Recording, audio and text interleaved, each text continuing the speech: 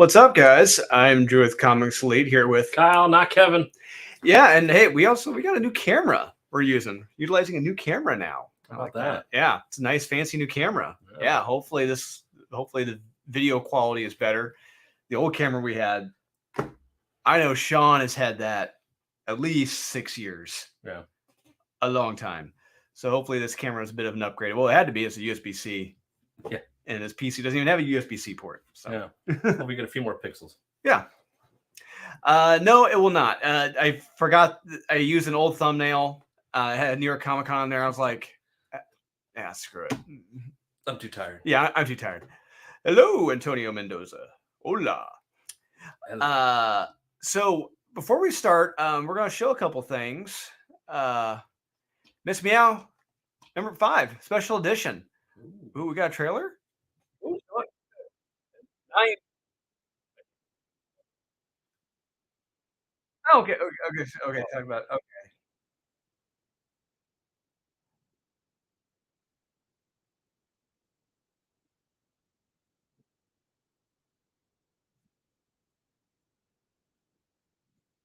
So that's Aaron Sparrow and Murphy right there. Both the big main creative powerhouses at Mer Publishing right now. What's going on, guys? We're talking about the best and worst of the week and talking about Miss Meow number 5. It's currently on Kickstarter. So what up, fellas? Dude, I saw your Boom listed as number 3 hot books on Cover Price website. Or Boom listed as number 3. Boom. So your book. What? I'm not sure what you mean by that. Book? Does you mean book? So yeah, is that it? Is that it? Yeah. Do you have a link? Do you have a link to that, Truth Department? Do you have a link to that? I'd like to see that. We can share that out. If you have a link to that, we'll share that. I did get the email on Cover Price. Yeah, what's happening, man? Yeah, we're just hanging and chatting, and waiting for a couple people to show up, hopefully, and we're talking about the best and worst of the week. Yeah, the Nokia camera days are over. Yeah, the Nokia. Yes, that camera is gone. R.I.P.D. Oh, and one of our special guests is here. The one, the only, Max MVP. Hello. Hey guys, I'm so sorry I'm late. I actually just put out a video, so I was just kind of posting it to Instagram, Twitter, the Twit Twats, all the good platforms, and yeah. So thank you guys for having me on and hanging out. Hey, welcome. Yeah, welcome. Thanks for coming. And we're just before we start, we're just showing Miss Meow number 5. The Kickstarter is currently at 53,000 with 9 days to go. Dude, hell yeah, that's awesome. These are only 2-week campaigns, which is even wilder, Yeah. And also we had our big interview last week with Faust Love of the Damned co-creator David Quinn, and wouldn't you know it, it's already at 110,725 in a week, 1 week. That's nuts, man. 42 days to go, and so there were 775 copies total. He is down to 52. 52 left. That is it. Not very many. I'm surprised that there are still left. Yeah. Like, because that's also interesting to bring up. He upped the value, right? It was going to be 666 or something like that. It was going to be 500. But 500, then he upped it to 777, which is it's a little nod to in the lore of Faust. To the book, yeah. Yes. So could you imagine, if it were only 500, like they would have been sold out. Yeah, they would have days ago. Yeah, absolutely. Yeah. It was 2 days ago. Yeah, if you can find it or whatever, Truth Department, or if anyone knows what he's referring to, you can find it. Yeah, let me know. It's pretty cool. It's like someone said, I guess Truth Department saying Born of Blood was like number 3, one of the hot books on the Cover Price website, apparently. Dude, that is sweet. I get an email from Cover Price every week. Maybe I can look through my emails again and see if that's what I was trying to do. Yeah. Because normally, like, I think some of the most recent ones have been like Lobo, Prophet, Wolverine stuff. Yeah, those have been the biggest, like, I guess not spoilers, but like teasers, because Wolverine's coming to the MCU. Prophet's going to be Jake Gyllenhaal, Mhm. and Lobo was teased by, I think it was James DC, James Gunn. Yep. Yeah. So what did I miss anything else other than Miss No. Meow and Yeah. Faust? Oh, cool. We literally just started 4 minutes ago, and then Oh, excellent. yeah, Cool. we were just showing our stuff, and came across. Look at that artwork, Tim Vigil. Yeah. Not bad. No, it's not. The kid's going places. No. Born in Blood. Great book so far. Got a few 6. Thanks to come late. Oh, you're welcome. You're welcome, Juan. Nice. Thank you for backing it. Thank you for purchasing it. I'm glad you enjoy it. Just wait. The story only gets wilder and crazier. Mm-hmm. So yeah, Max, you would know. Yes. Yeah. It gets wild and crazy. I can confirm both. So. Yeah. Oh, speaking of which, I heard from Joe. He said the second draft. He said it's just about there. So Good. Yeah. So I'm waiting to get the notes back on that. Excellent. Yeah. I just I turned in my second draft for my research paper, which is not as fun as a comic book, but No. but still. I wrote my fair share of those. So Oh yeah.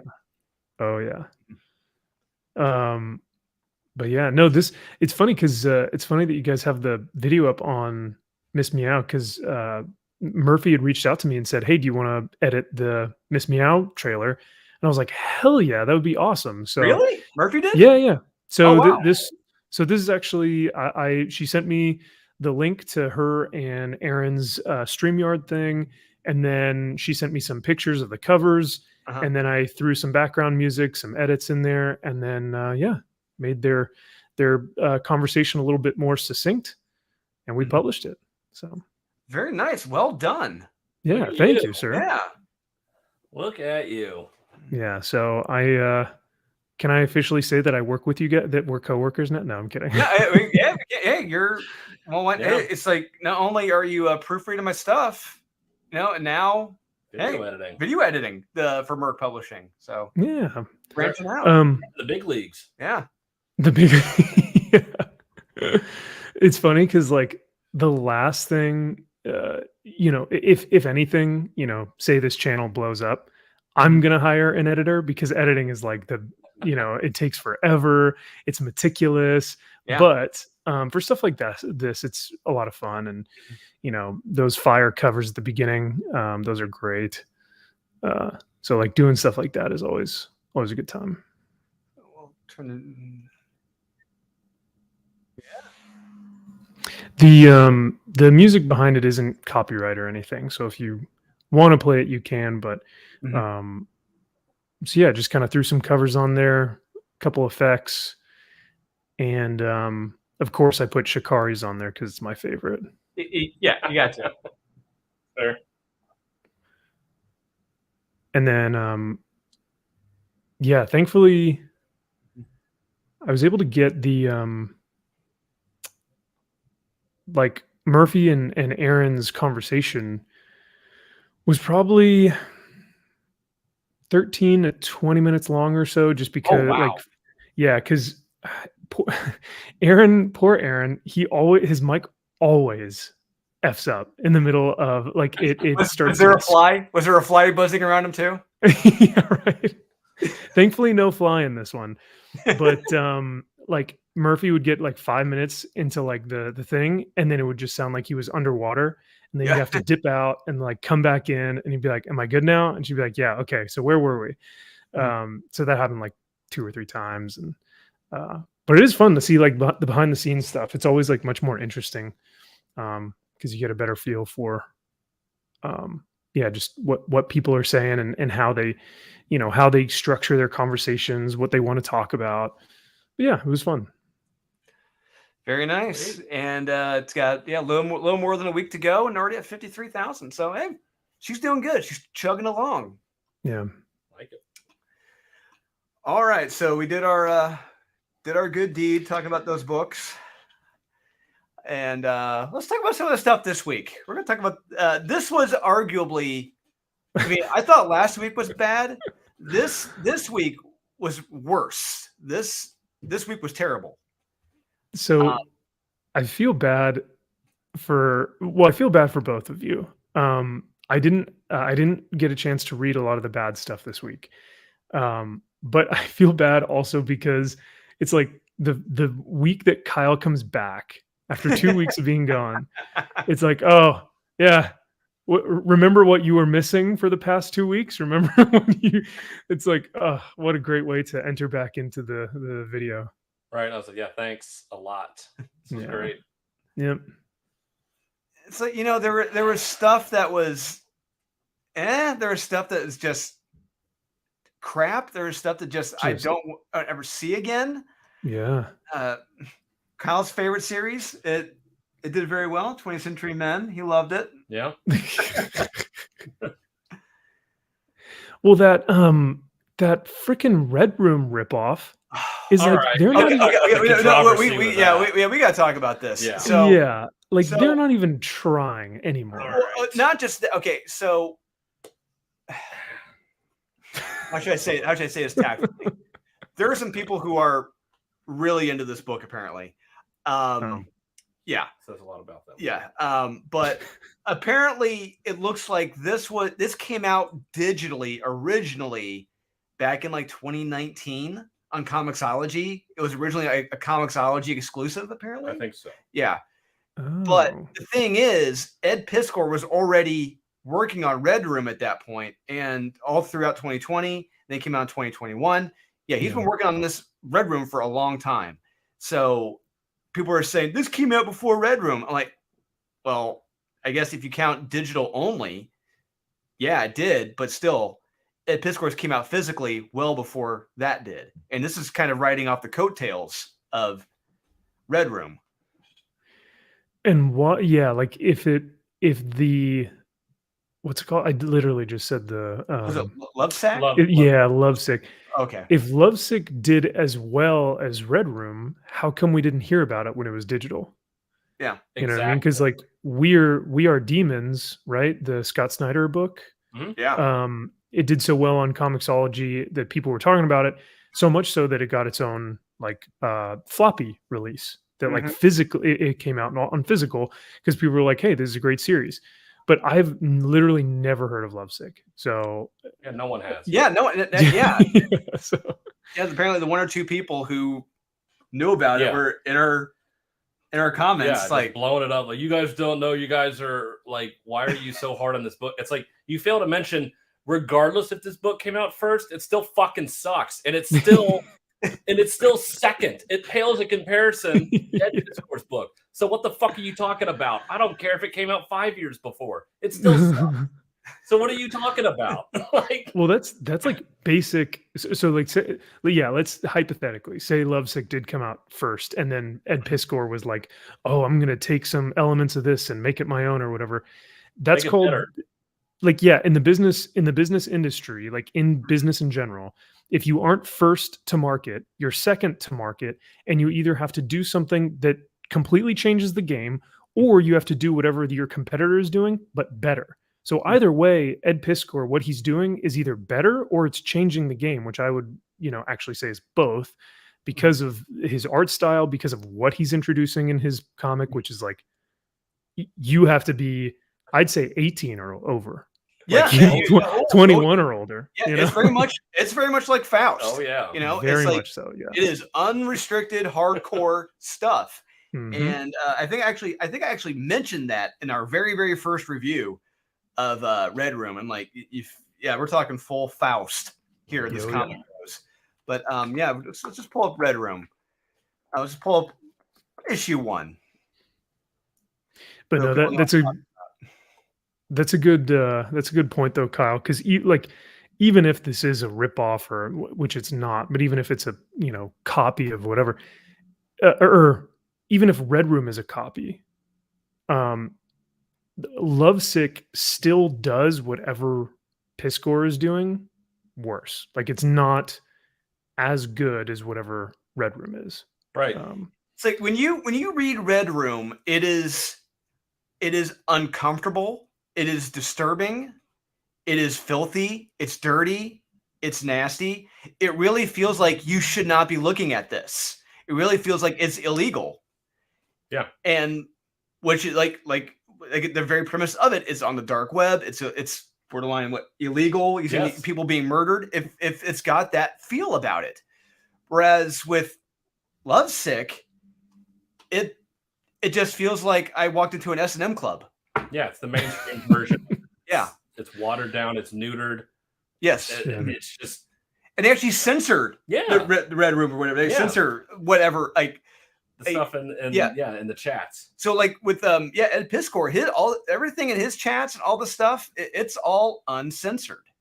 As it should be. Yeah, if you're in an actual Red Room, it's not going to be censored. Yeah.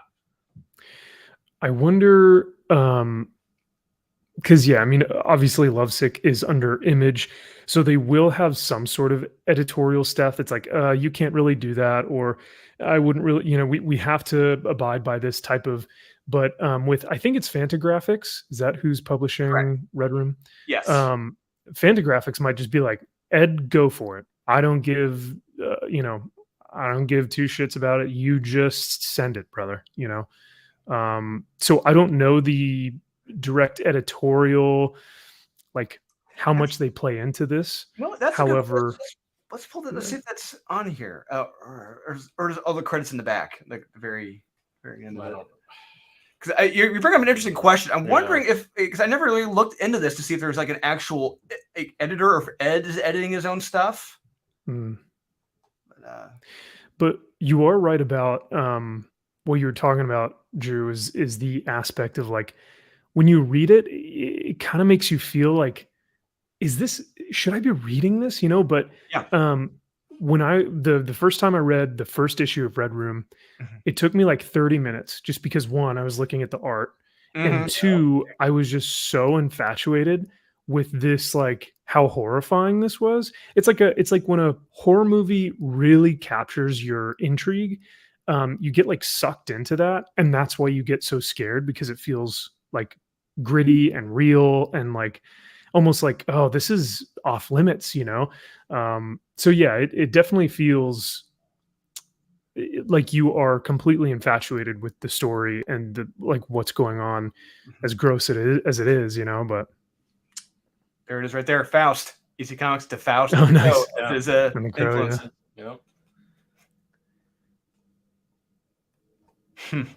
Well, fan art. But yeah, I'm not. Yeah, unfortunately, I don't see anything in here about any editor or anything. So, but anyway, I mean, regardless, he's put together. I mean, it's a beautifully grotesque comic. Yeah, that's a good word for. That's a good way of putting it. Yeah. Very creative. Yeah. When you look at the layouts, the paneling, the dialogue, how it really also looks like he's doing his own lettering too. Yeah. The other thing that I found so interesting was like each one of those chat rooms has like an individual screen name. Yes. And each person has a different thing that they're saying in the chat room. Yeah, like look at how much text there is. Yes. And I found myself like reading all of this, and I was like, dude, there's so much depth in just like the internet conversation itself. So I think that's why it also took me so long to read, because I was like, what are they saying? What's the chat room saying, and how much money are they bidding? And it's just so intriguing. Right. And then later issues where you see who some of these people are that are talking, like all these rich, well-to-do people that are living this duplicitous life of like this disgusting, seedy online stuff. Like you get none of that in Lovesick. It's just some fucking simp bitch who wants to get his nuts stepped on by some chicken at BDSM. Like, and that's every fucking issue. It's like, oh, that's amazing that you're so revolutionary in this. It's wonderful to see. Oh my god. Oh yeah, the art too is just so uninspired. Look at that. I mean, it's just so bland. Look how flat this looks. I wonder. No, and it's not the just coloring. I mean, like just undetailed. Yeah, it's uninspired. Just quick. Yeah, bland. Yeah. looks very static too. Yeah. Like it just looks like when I read I've noticed that like when I've been reading comics, like from panel to panel, it flows really well, and it's almost Mhm. like like you can feel the movement of someone like punching or someone walking, and if that if there's a comic like this that everything feels static, it looks like someone just took a picture and then is just kind of placing it in the thing instead of actually watching a scenario play out. But There it is. The red room's about to start. oh no.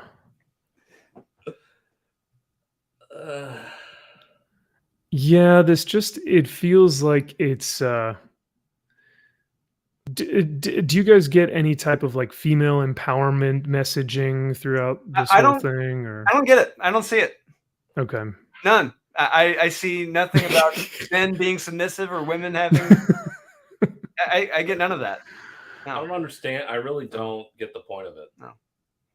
Because like in Ed Pisker's Red Room, there is a female villain, Yes. but then there's also like a ton of male, like men who are villains in it Yeah. that Yep. are just as abhorrent and horrifying as she is. So Yeah. like there's a good, it's not like, oh, it's just this And you can- male fixation. It's like, no, it's both. No, what's wrong here is that Lucia Vecchio, I think I pronounced it right. Lucia Vecchio, I think. She's portraying these sadists as anti-heroes, as more like kind of like heroic characters treating these men like crap. Yeah. And killing them. And it's like, to what end? Yeah. You're not killing evil people. It's just getting revenge on men for reasons. Just because they're men. Yes. Come on, Drew. Let's go. Yeah, they're pigs. Don't. Yeah, men are pigs. pigs. Yes. Yeah, that is the exact metaphor that's happening here. Men are pigs. Yeah, it's a metaphor. Yeah.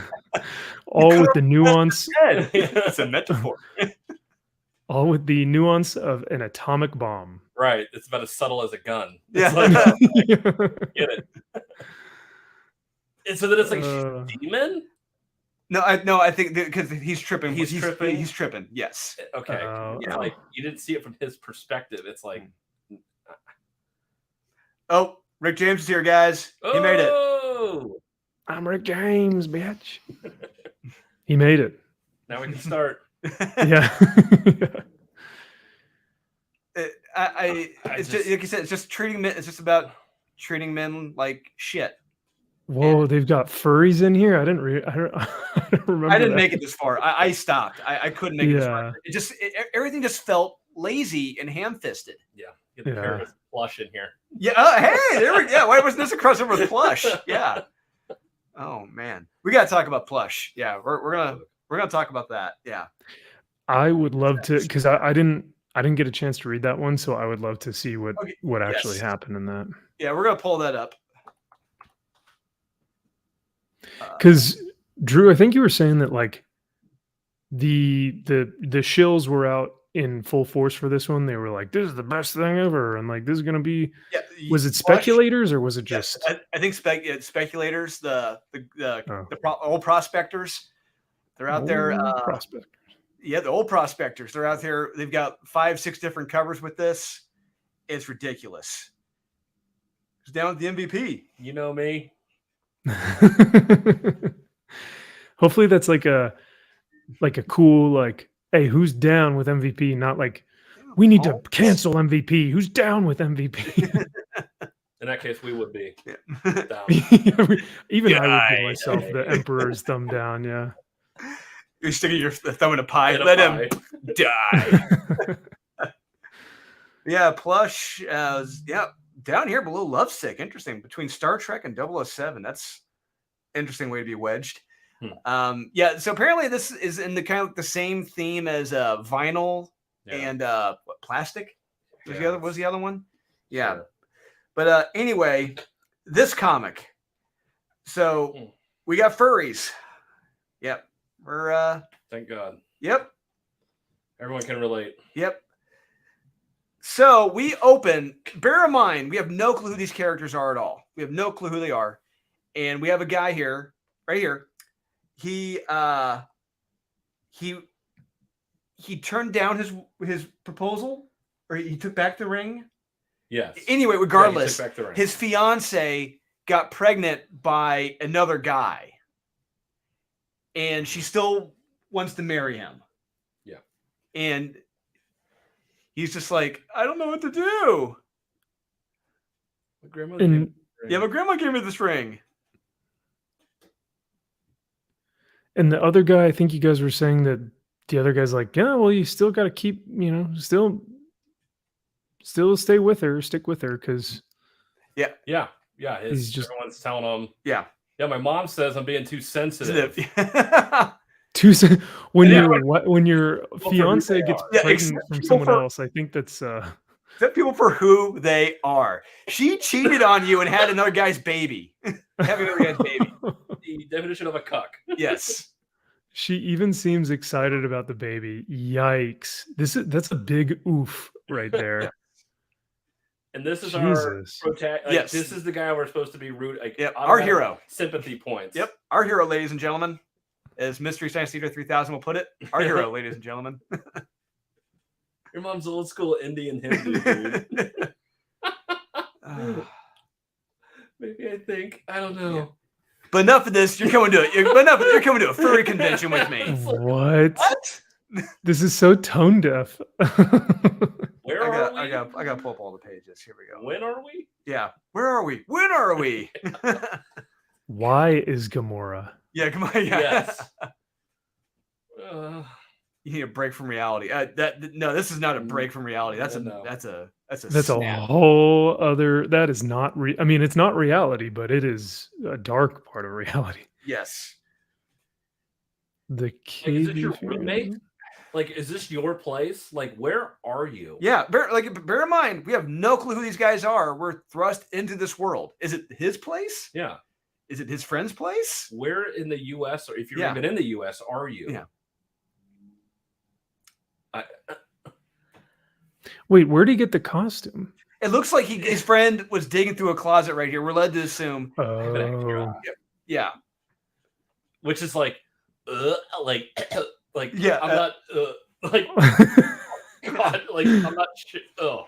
Yeah, it's like what that costume. It's a good opportunity to have a line like, "What's with all the love stands in the back of this?" Exactly. You know, what's with the love? Like he has a black light and just puts Oh, no. Ignore the stains. Don't be alarmed. All right. You're like, why does this smell like Cheeto dust and old socks? Yeah. You're just like the club they go into has a black light, and that's when he sees all. Yes. Oh no. Because let's be honest here. This is what these jackasses are doing in these costumes. That's what they're doing. That's all it's do. A fetish. That's what they're doing. And why would you agree to this if you're a straight male?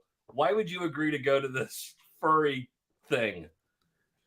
I don't know about you, Max, but I wouldn't. It's a furry costume. Yes, that is the absolute truth. Oh man.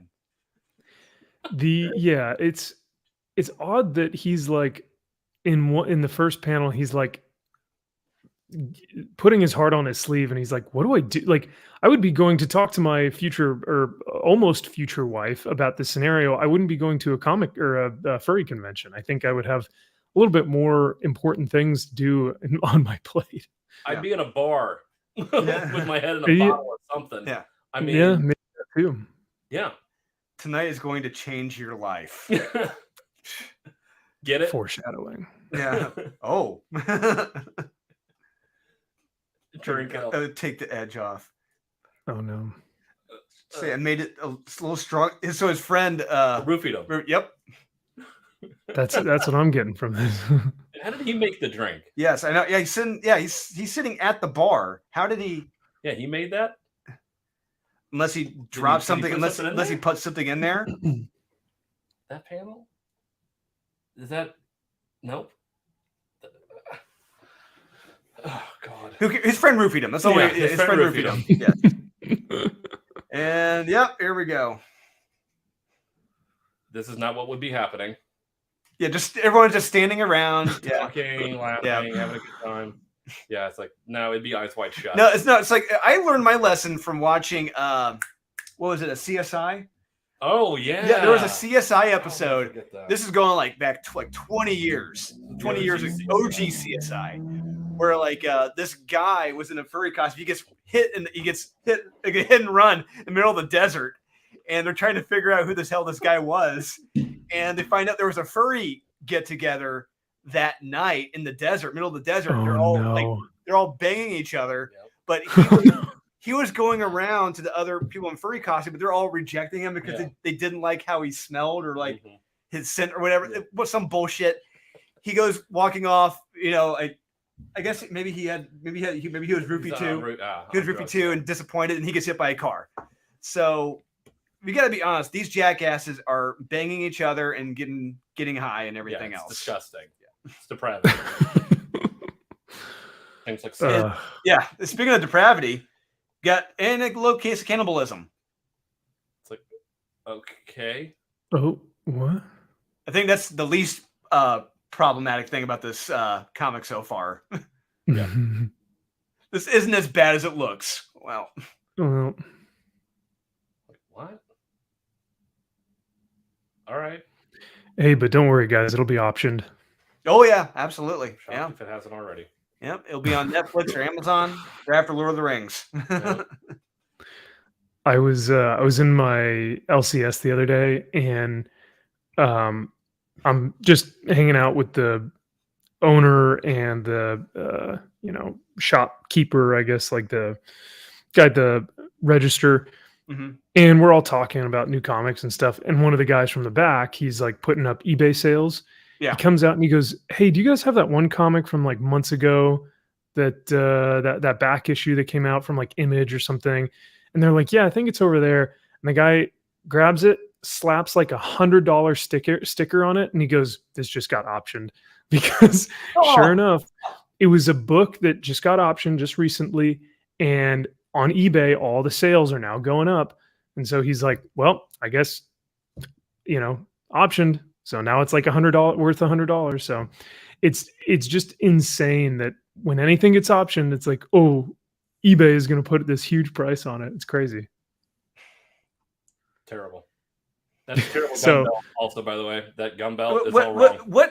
So the ammo pouches are to the side? Yeah, and no guy would carry 4 like that. And it wouldn't be Yeah. a belt buckle also. That's wrong too. Yeah, because you wouldn't be able to get the actual mag out of the, because it Exactly. would be like, Looks like it looks almost like he's got another mag right over there too. Sure. sure. Yeah, but these furry people running around. Yeah, that's right. Yeah, he's all the ammo he can get. Yeah. You know what? I will respect them for making him like jacked. That's true. So, and we're led to believe that this. Well, you'll understand why they made this guy jacked. Uh-huh. This is the Oh. guy who, I guess, who banged his wife to be and got her pregnant. Yeah. Of course. So he's the big jock bully guy. Yes. Yes. And this is the nerd that yeah. Mhm. That's what yeah. That's why you don't take a swing at a cop. Yep. Yep. Someone made a bad mistake. Yep. That's where you should have said someone's made a bad mistake.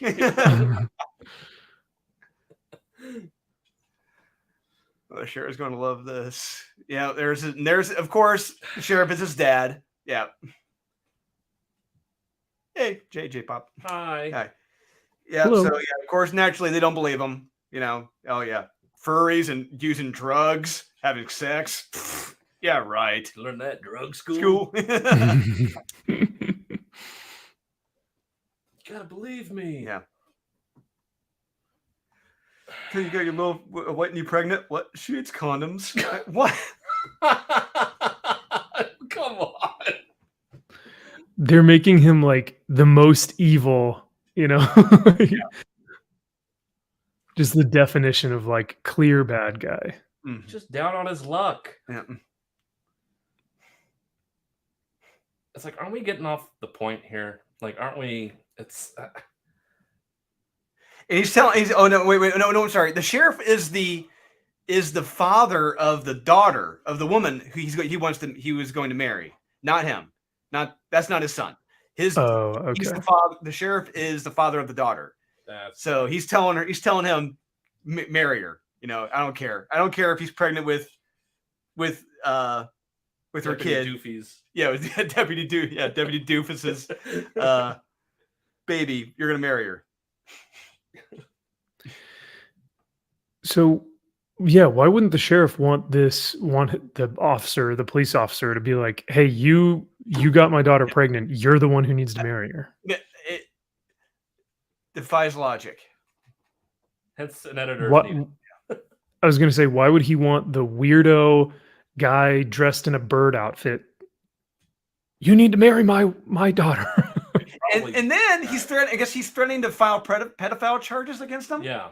Yeah, he's like, hey, see where we're at? An evidence room, unsolved cases, murder, rapists, pedophiles. It's like, yeah, see where I'm going with this? He's got a smile on his face. Yeah, that's me. Yeah. I run this county, you little shit. Yeah, so it looks like he's probably blame him for the cases of pedophilia. Yeah. Like, what county? Where are you at? What state? This is fantasy land. Why are there 30 furries in this county? Like, yeah, like you got a bigger problem here.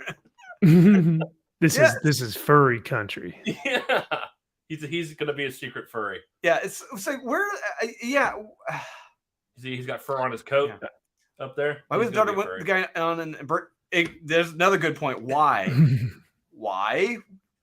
Why would she? Yeah. What's the deal? Yeah. Yeah. What's the deal with airplane food? I also am wondering, like, because there were how many panels of the cannibalists, weird furries eating the two? Isn't that what this whole book is based off of? Yes, it is. That is, cool. And we get one. So, yeah. Okay. So the bar. Well. We see it here in the side, like right here. They could have been shot. We don't know.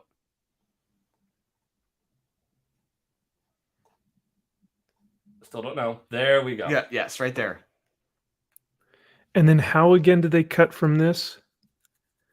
Like how do these people get away from? We don't see them get away. He gets away. He gets away. He's in. So he is in. He's barely out of the alleyway. Yep.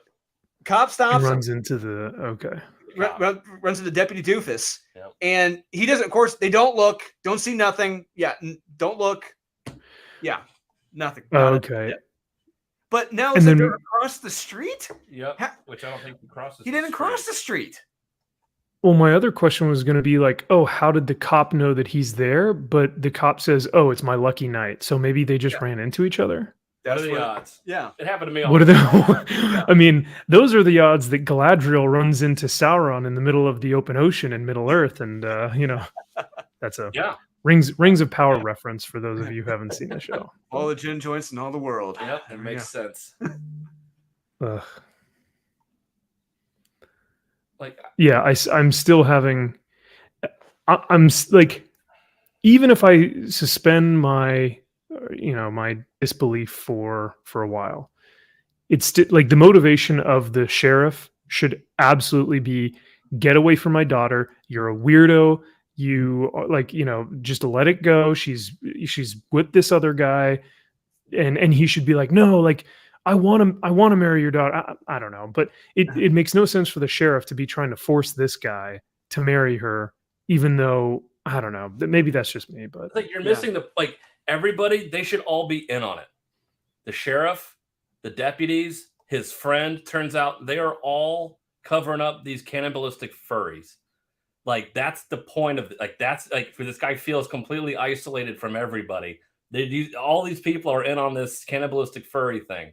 So that's what this conversation should be about. Like he gets a weird feeling from all these people. Turns out there's a secret cabal. Yeah. Which I thought was what we were going to get here toward the end, but no, it's just some hazing bullshit. Yeah, that's it. And they're beating up the new deputy. That's it. It's like, so you guys aren't you weren't telling me what the comic was. that's what it should be. Should be. Correct. Yes, That's what yes. I think it should be. Yes. Okay, because then I was like, oh, okay, that kind of makes sense when you guys were saying that. Yeah. But if that's not what this No. is, then what's the That's what we point? Yeah, just hazing. Hazing. Yeah. That's what we all Oh do. man, Yeah, doing some desk pops. Everyone gets a desk pop. Yep. despot. All Hey, right. you got to shoot this guy in the. It's like, Yeah, what? What fantasy land are we in? This does not make any sense. Now we would tase each other. That would happen. That actually happened in the jail. We would tase, not with the prongs, but we would take the cartridge off, and you would see how long you could last tasing yourself. We would do that all the time. But Damn. No, that was never a thing. You know what's funny? It's more believable to me that those weirdo furry cannibals were eating some dude in an alleyway than this whole conversation with this cop and this guy and like what's happening at the. Yep. Like And that, the murderous furry somehow walks in, Yeah. and oh, that's it. That's it. Just stares at. It's like, what? don't know. It's a masterpiece. How much you want to bet that's the daughter, Whitney, right there? I hope so. I hope so. Maybe they were eating the daughter, but then how would the daughter be at the furry convention? She's Don't know. she's secretly a cannibal furry like everybody is in this Maybe in this Hamlet town burg, whatever the fuck it is. In any town USA. The small little Hamlet town. I don't know. Yeah, this comic. Oh man, this comic. I guess it's just for like, because what's the writer trying to portray here? Is he trying to be edgy? Like what inspired him to We make have this not met the story? Is daughter. he trying to be what? Oh, just someone asked if we met the daughter yet. No, we have not even seen the daughter. Oh, yeah. Maybe. Yeah. Yeah, maybe. I don't know. Maybe she's in one of the costumes. But yeah, I don't know. This just feels like, and it's funny because I was actually talking, like I said, I was at my LCS the other day picking up Born of Blood and a couple others. Hey, how about that? Yeah. And like I said, we're having that conversation. And he was telling me how a lot of the back issues that are coming in, like people that are selling their back issue stock, is like 90% modern stuff that's come out within the past like maybe decade or so. That's just like back issues. And he was like, when you really think about it, 90% of books are like this one, where it's like, does this really need to be made? And I thought that was interesting because when we think about like our top 10 or top 5 picks, Yeah. like those are the best of the week. But overall, in a month, I can maybe count on 1 to 2 hands books that like really made an impact or made a difference. Mhm. And considering the massive amount of books that come out every week, I mean, we're talking hundreds of books a week. Mhm. That are like this. They're Yeah. like, what's the point? Why was this made? Yeah. Who was the audience? How did it get greenlit? Right. Now there may be something in future issues, but like we always talk about this on the show, but like you got to pull your reader in with issue 1. Yeah. Like you got to give them an understanding of your world, your characters, what like the concept of what it is that you're trying to get across. And if you can't do that, like why should I come back for issue 2? Yeah, no, I honestly see no reason to come back. I mean, Yeah. Like I said, our quote unquote hero is just a cuck of a man who is now, I'm at a loss for words with this guy who decides to go to a furry convention where apparently people are just standing around having a good time. That's it. And Nothing else happens. Yeah, nothing else happens. Everything just feels wrong about this. It just doesn't. If everything from the portrayal of the law enforcement to the furry convention itself to where the hell does this even take place? I just feel like this is so it's something that Ed Piskor he should be able to handle this. But it's like it's a group of freaks, and it's like I would buy that they'd be cannibals. It'd be like, you go into a room, that's what you see. It's like, hey, there's people eating people. Okay. Next room, you see some other fucked up shit. It's like, okay, I buy that. They're all a bunch of weird people. That's what they do. Yep, that's it. We learned that 20 years ago in CSI. They're a bunch of weird people. You just close the door, and it's like, you do you. Slowly, just like Yes, exactly. Yeah. So it's like, this is like the main thing. It's like, shouldn't you be freaked out by this? It's like no, because all things considered, what we've heard of what these people do, it's not. That's not the worst thing. I still don't know how he got duped into getting a used furry costume on. Yes. Yeah, that's honestly the biggest. Someone brought up a good point. How are they? Okay. So are they eating with a mask on? Yeah. How is this one eating with a mask on? So that one, at least, that makes sense. The guy makes sense. But what are they doing down? Like eating the foot? Yeah. Okay, Yeah. Like Patrick Bateman. Just sucking on it. I don't know.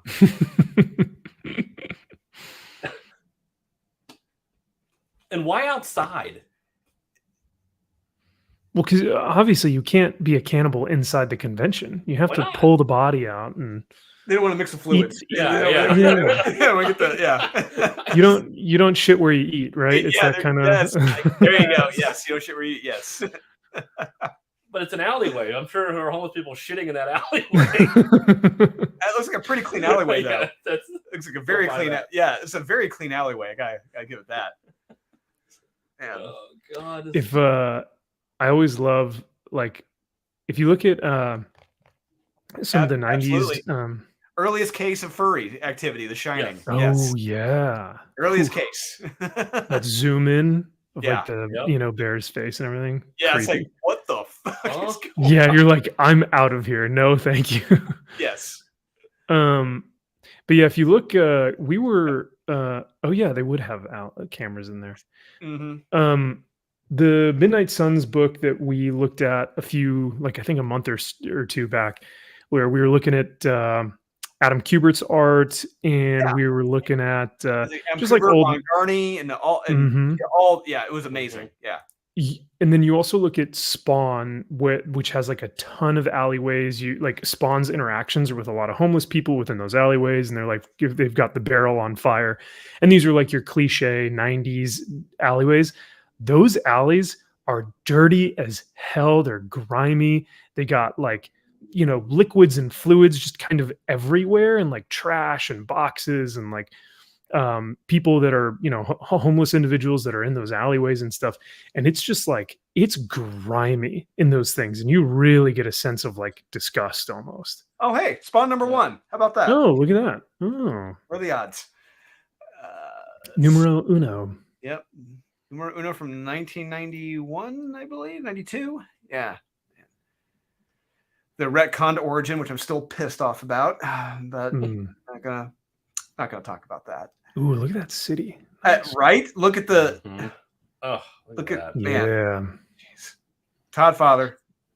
You know what's funny is hands are like notoriously difficult to draw, and that one looked like awesome. Yes. Even from here. Yeah. The detail he put on. Just, man. Gotta love those pouches. Yep. The pouches and the cracks in the buildings. Love it. Look at there's an alleyway. Yeah, there you go. Yeah, it looks disgusting, man. Yeah, in a good way. Oh yeah, look at that shit. Oh my God. There's just like junk. You know what I mean? Yeah, I love it. It's junk. Yeah, I mean that's what you expect. Why they're there. Now the Todd Father. Oh man, look at that. Woo. The webbing. All hand drawn. Well, that's Spider-Man nice. webbing. Yes. Oh wait, no, Spawn. Spawn webbing. Spawn webbing. Yep. The Spider-Man webbing would have that little like knot in it. That little it would be twisty thing. Yep, it would go forever. Yeah. But anyway, our point is, this is 1992. Todd knew what a fucking alleyway was. Yeah. Those are great. Because he cared. It was not lazy. Yeah. Not lazy shorthand. Yeah. And I mean, people there you may... go. Right. Boom. Yeah, look at that. You can smell that. Yes, I don't. Yeah. It's like, ugh. Yeah, you can. No joke. I think too, I mean, people will maybe see this and they'll go, "Guys, you're nitpicking. Like it's, you're not giving the plushie or whatever it's called a chance. Like it's just an alleyway. Don't give it." But That's I the think least. That's the least of the problems. exactly right. Like the alleyway is the least of what we're saying. I think overall, when I see that alleyway, it's that, like I think I'd mentioned it before. It just feels uninspired. It looks very lazy. It looks like let's just like get it out there, And I don't really care. People are gonna love it, and I don't think that there's a lot of maybe effort or heart or passion put into it. But hey, if it gets optioned, $100 comic. But I think Mark McGrath has the answer here. The furries gentrified the alley. Here we go. The thing is, like, that's your money shot. That's your shot of the book. That's true, actually. That's very true. And you blew it. You blew it, boy. You really blew it. Yeah. That was your one chance for the big, you know what? This book sucks, but that was pretty cool. It's like, that's it. That's the best you got. You don't have the person even like gnawing on the leg by itself, or like no Night of the Living Dead. It's like that.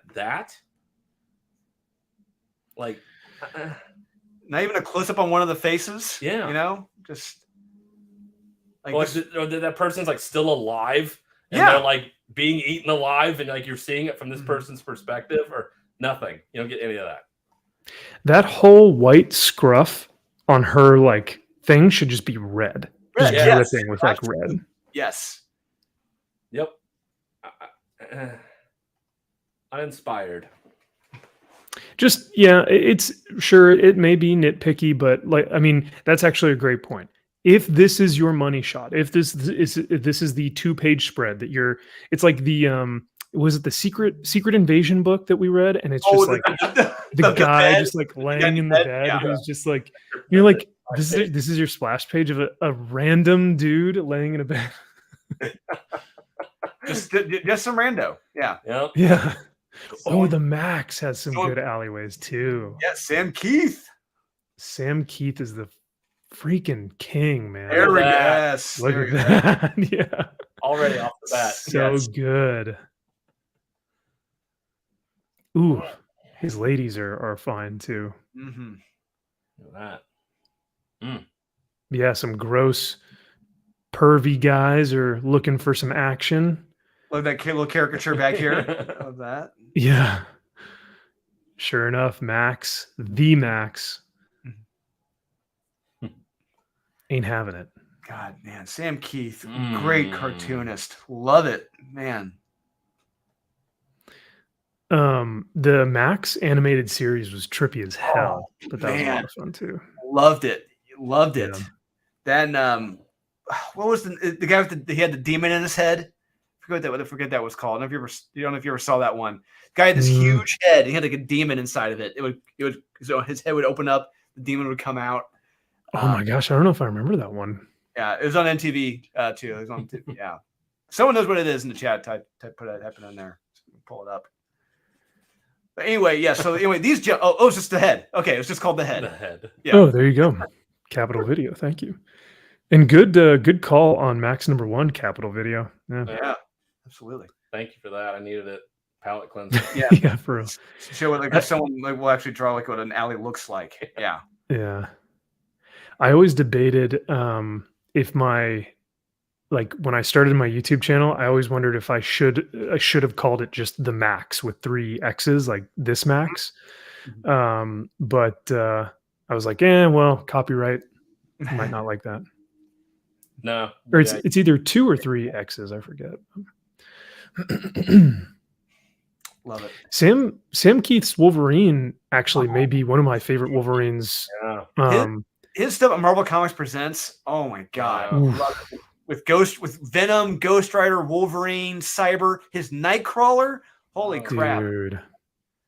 So freaking rad. I want to pull up one issue because I think it was Marvel Comics Presents number 100 where Tim Vigil actually inked Sam Keith. Ooh. Yes. Actually, while you do that, I'm gonna go grab my artist edition. Oh, of you had Sam it? Keith stuff. Oh, you Yeah. had it? Oh, Oh, Yeah. didn't know they So I'll made be one. right back. yeah, they did. Yeah, it's beautiful. I think it was in this one. Remember, there were old wrap covers. Okay, Tim Vigil, Tim Artist. Vigil, There it is, Artist. Artist. Yep. All right. Well, we'll wait for Max to get back. So, if you guys are watching, we got 24 people watching on the comment. That watch it. Let us know. Do you think we were hard on Plush? Did you enjoy Plush? Yeah. Did you enjoy the other one thing we talked about? The Vine or Red Lovesick. Lovesick. Lovesick? Yeah. Yeah. I've been going back and forth with Max books for a while now. Very nice. Yeah. Very nice. Nice. Oh, Yeah.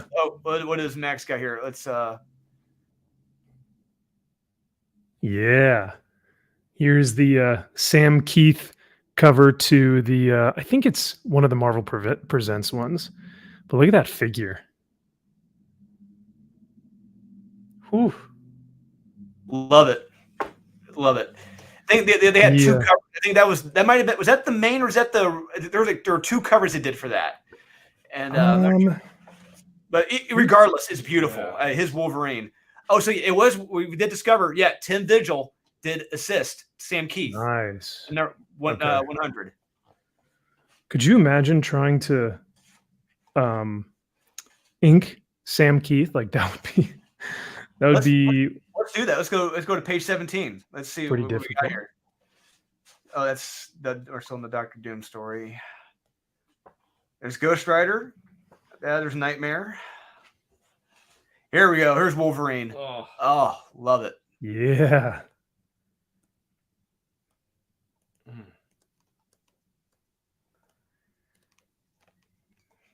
Jeez. I can't imagine Oh, nice. drawing this by hand. I cannot imagine this. Now, I think did Sam Keith, as I know Neil Gaiman wanted to work with Sam Keith on Sandman. Did that end up happening? Or not? Or was that just he wanted to do it and just didn't happen? I'm not entirely sure actually. Here's some more. I don't know if you guys, I'm gonna pull my microphone off to the side because this book is freaking huge. But like, wrong one. I don't know if you guys can see that. Second, let's Oh yeah. actually, Like this one right here is probably one of my favorite Wolverine covers of all time. there we go. So can you hear us? Yep. Yep. All right. Yeah, I can still hear you guys. Cool. All right. So freaking rad. And then I think there's some more here. There may be the Venom ones. Okay, so yeah, Sam Keith did the first arc. Yeah, he for Sandman. Oh wow. That So I love cool. it. Yeah. Man. His style is like, it's so unique. I've never seen anything really like it. And there's your, I think you got Nightcrawler on here, yeah. Yep, there he is in the corner. Yep. I But this love how he drew Nightcrawler. He really looks like a demon. He really looks like an elf. You know, it just he looks otherworldly. And then here's your Ghost Rider and Wolverine. Yeah. Yes, right. Yeah, because I remember, I think it was a wrap. Yeah, that was on the front, that was on the back. Wolverine gets smashed. So yeah, this is because they have two different. They have the Marvel covers from like, I think it's the modern era, is what they called it. And you can either do this one with the Spider-Man, the Todd McFarlane Spider-Man cover, that's right.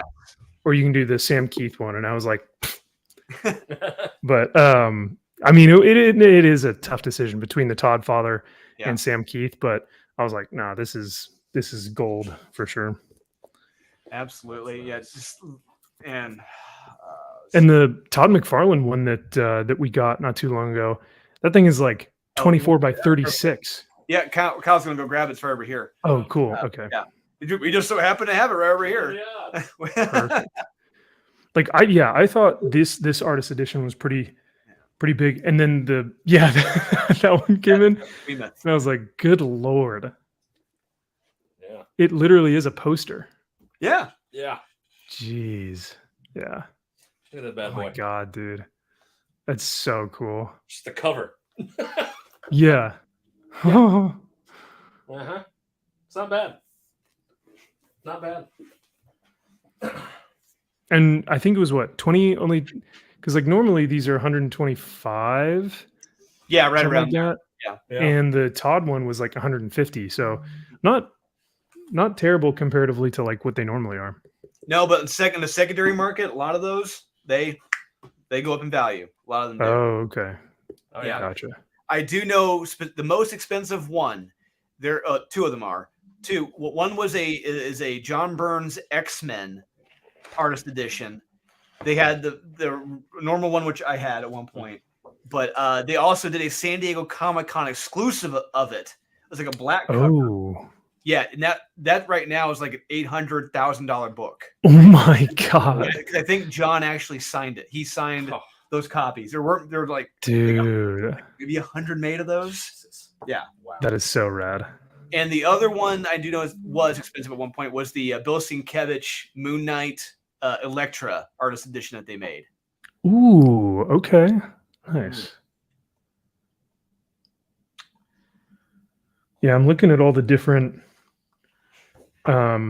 artists in this one. You got Arthur Adams, Chris Bacalo, Lee Bermejo, Nick Bradshaw, J. Scott Campbell, John Cassidy, Travis Charest.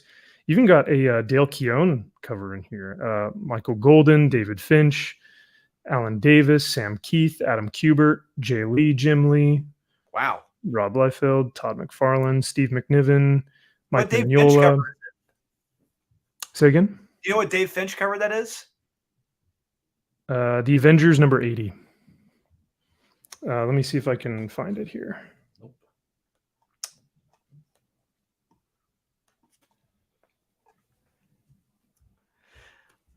We're talking about things that are so much better Yeah. than the books that came out this week. I love this. We have to, because there was like there was nothing good this week. So it's like, Well, except I heard good things about the book Born of Blood number 3. I heard good oh things. yeah, about there that. was something good about that, huh? Yeah, that little book came out this week. But We got New York Ninja. yeah, New York Ninja. Yes, I gotta see if I can pull that up. So here's the Finch cover in question. Let's see if I can. All right, we're gonna give you the big screen. Here we go. Oh, okay, gotcha. All right, very nice. Avengers 80, I believe, is what it says on here. Yep. Man, that was back during primetime Finch. Man, Yeah. think that was he was still doing interiors at that point. He was still doing interior art. Yeah, right. You know what I would love to see too is a Joe Madrietta, I believe Joe it Madrietta? is. Yeah. How you pronounce Joe Mad artist edition would be freaking fire. I want to see his Age of Apocalypse stuff. His stuff he did for like the X-Men, all that stuff. Yeah, I'd love to see those. The X-Men. The other one was the Joe Mad did some stuff for.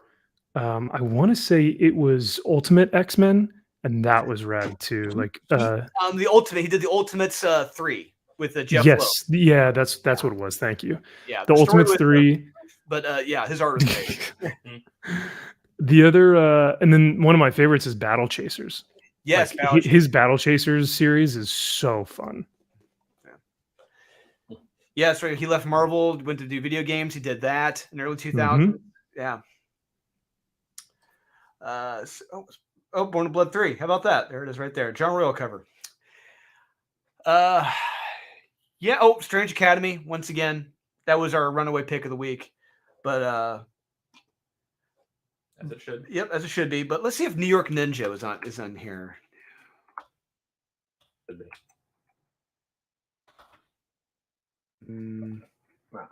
Nope, it's not.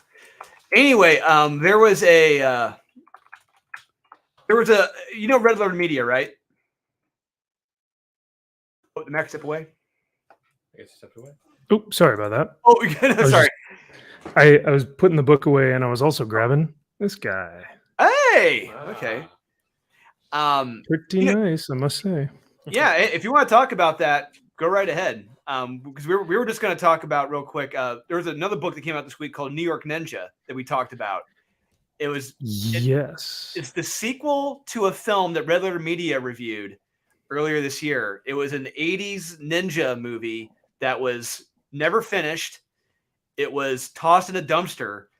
These producers found the movie in a dumpster and finished it, added audio soundtrack to it, brought in a bunch of 80s actors and people to do voiceover work, and they finished it. So I've Red Letter Media is like my go-to. I watch that more than I do like The Office or Parks and Rec. Like I watch old Best of the Worst. And their New York Ninja is so funny. They did it with Colin from Canada, right? Yeah. Yes. And it is so funny how like New York Ninja will be like fighting and the other guys will like wait till he's like done like fighting, you know, they like cliche, all yeah. yeah.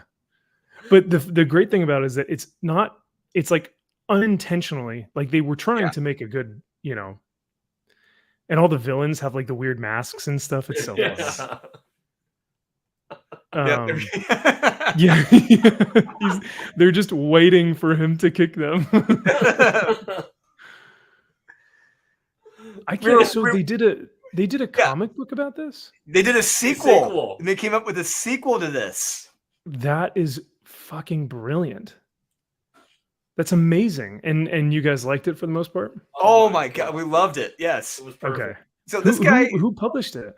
It was a comic store in like Oregon. Yeah, I don't have it on. I took it home with me. We never take anything home. We never take anything home with us. That I was like, but yeah, that's coming home with me. Especially this week when we had such terrible stuff. Yes. Look at these masks and costumes. So funny. But yeah, no, these guys are great, and I love what they do. You're standing back there waiting. I gotta see if I can find a copy of this because I didn't see it at my LCS. So, and they do like all kind like the guy who runs the shop is into like the Bad Idea stuff. He gets all the different independent like Scout comics and all the Artist Elite stuff and Merc magazine. So I'm surprised that we didn't get this one. So I think it was through Diamond. So it should Diamond should have it. Yeah. Mm-hmm. Cool. I'll definitely look for it because that's hilarious. Yeah, and what's this guy saying? He said he hadn't seen Red Letter Media video, but he loves New York Ninja. Dude, how that is amazing! Wow. You've got to watch this review. It is hysterical. They love it. Let's be straight. They love the movie. Yes. You know what's funny? I also forgot about the fencing scene where they're like sword fighting in New York Ninja. At least the movie. Oh yeah. So that villain he's fencing with, he comes back in the comic book. Really? Yep. Nice. That is hilarious. Oh, here we go. Oh, we got a little insight from Capital Videos. It was limited to 1,500 copies on Vinegar Syndrome website for their Black Friday sale. They sold out. Wow. That makes sense. I mean, Vinegar Syndrome are the ones who like refurbish and put all these films on Blu-ray and stuff. So that's pretty cool though that they sold out. I mean, it makes sense. Yeah. That's rad. But yeah, it's so perfect. Like it fits the aesthetic perfectly. I mean, they captured the true essence of the movie. Oh, I love it. So good. Oh man, yeah, great stuff. All right, back to comics. Back to the real shit this week. Yeah. Yeah, Rogue Sun was good. I'll give it that. Rogue Sun was good, but a lot of these 30th anniversary specials, the return special, these just there's nothing special about them. You know what's interesting too is right next to it is Planet Hulk. And I was watching. I normally will watch Gem Mint and his stuff as well, and I watch all kinds of different comic reviews, and just to get like, so you know, because like Gem really loved Plush, but he really did not like Planet Hulk. You know, so like everyone gives like different iterations of like what they enjoy or what they hate. So, but Gem is pretty like he likes most stuff. So for him to not like Planet Hulk, I was like, oh shit. You know what I mean? Like, that's not good. Yeah. Oh, it's absolute dog shit. Yeah.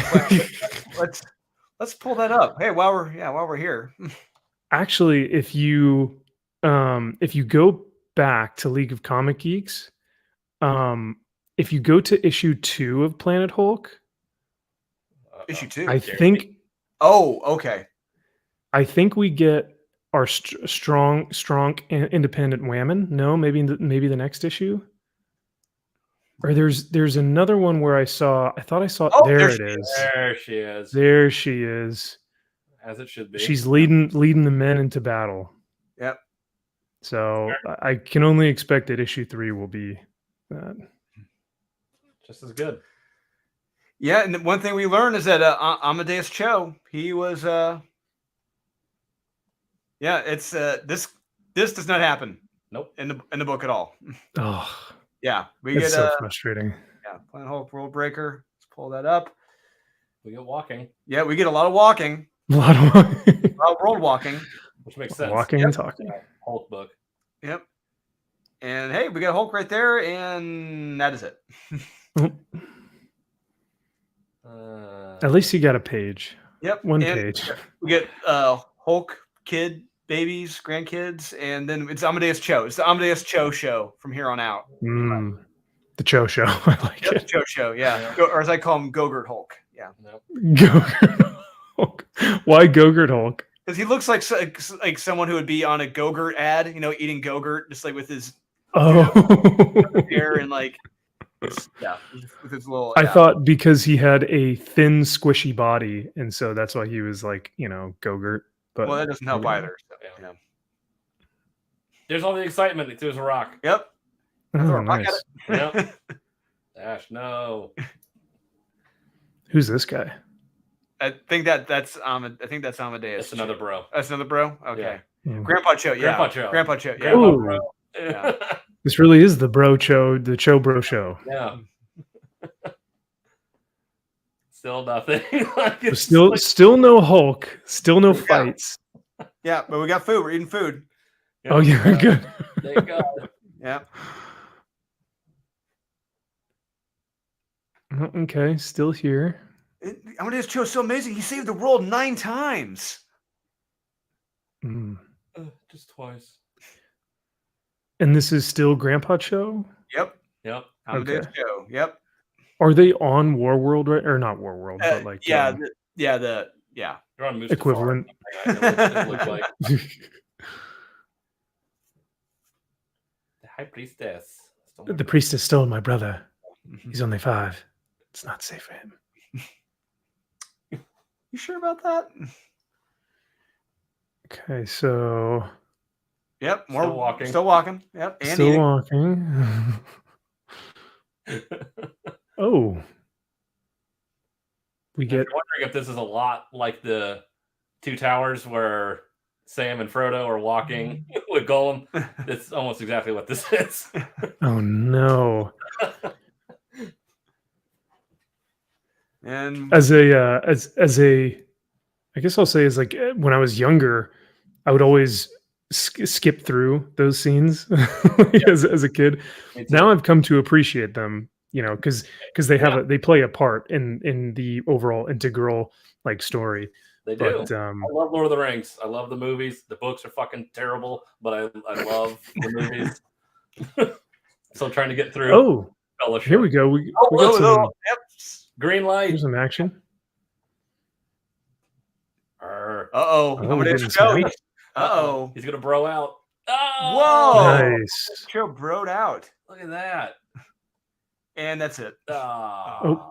He's even saying, "Ah." Yeah. Oh, you weren't kidding. That's really all. That's all. That's it. That was good. Yeah, that was it. Yeah. Back to being a simp again. Yeah, back to me. Yeah. I know. I mean, at least he does say we need Banner because they're like, yeah. Yeah. We're useless. Yep, because there's Banner right there. Oh wow! So that was it. Okay. Guess pissing out lava. So I don't know. Yeah. Nice. So yeah, that's Planet Hulk. You know what? would be a good palate cleanser is maybe some executioners. Or what is it? Is it executioners or Yeah, Exterminatrix. exterminators? Yeah. Exterminatrix. Yeah. Oh, going back, keep going. Yeah, I thought it was one of those. Expelliarmus. Yeah, Expelliarmus. Yeah. Exterminators. Aren't we getting in just a little, I think a few weeks or maybe a few months, aren't we getting Extreme X-Men? Like Extreme X-Men? Yeah, Chris Claremont, Salvador LaRocca. Yeah. Yes. Okay. So I'm nervous, but what do you guys think about that? Like, like at this point, I can't hold out hope anymore because I'm just like, it's gonna not, but there was another title actually too. There's one X-Men title I always play with the title of, like the Deplorable X-Men or whatever. It's like I always have a play on the title, but now they're actually releasing an X-Men title with that title in it. Oh no. I forget what the name of it is. Like it's gonna come to me later on when we're done. But anyway, yeah, they don't get the joke. But well, I brought up an X title when I was bashing this, and I completely forgot what it is. But I'm sure they'll take that too. Yeah. So more than partial nudity. Burn your eyes. Wrong. Gore. No. Comic mischief. Yeah, what the fuck is even that? That's the old guy who the guy goes, Daddy chill. Daddy and he chill. goes, what the hell is even that? What the hell is even that? Yeah. Like comic mischief, why is that? One, why is that for mature audiences? Two, they think that that's humorous, in my opinion. That's it. Yeah, someone got it right there. They had the title "The Immortal X-Men," and I would always say the Immoral X-Men. Yeah. And the title they're actually doing, they're doing the Immoral X-Men. It's like they actually are doing. That's why we can't mention stuff that's like jokes, because they'll actually think and they'll go, that's a good idea. We're giving them too much ammo. Exactly. Yeah, put that in the book. Yeah. Hey, these guys are right. That's actually pretty good. That's what I said in the book. I was like, Sean, make that book really quick before. Yeah.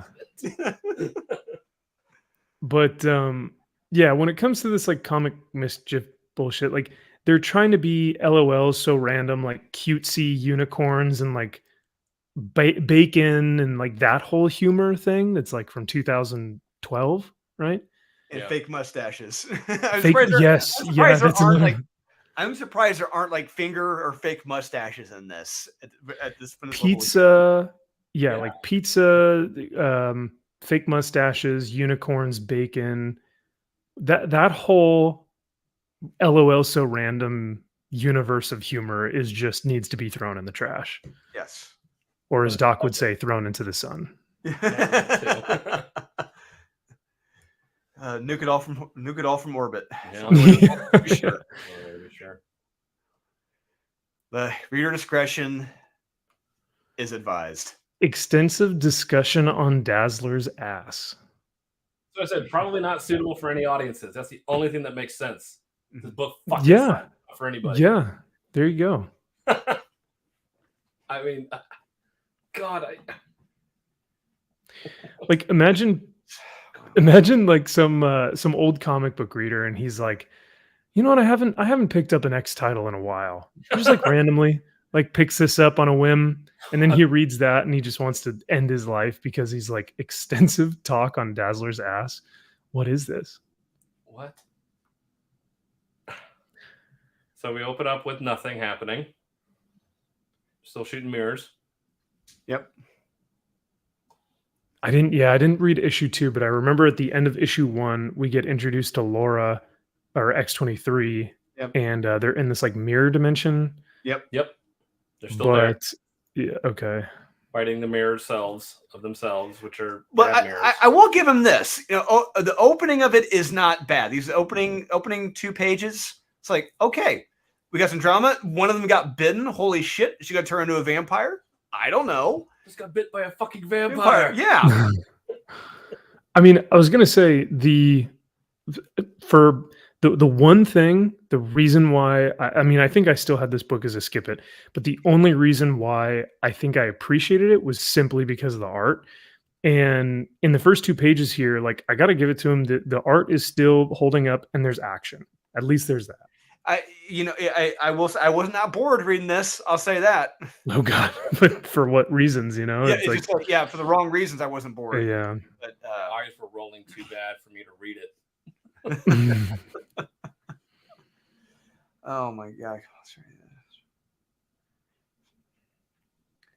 Is this Stephanie Williams, Stephanie Phillips? This is, I believe, Stephanie Williams or Leah Williams. Leah Yep, Leah Williams. Williams. Yeah, Leah Williams. one with the big heart. The personality. Yes, the big personality. Yes. Well, no wonder she's like, hey, I want all of these characters to have big old personalities. Yep. Huge hearts. You know, They do.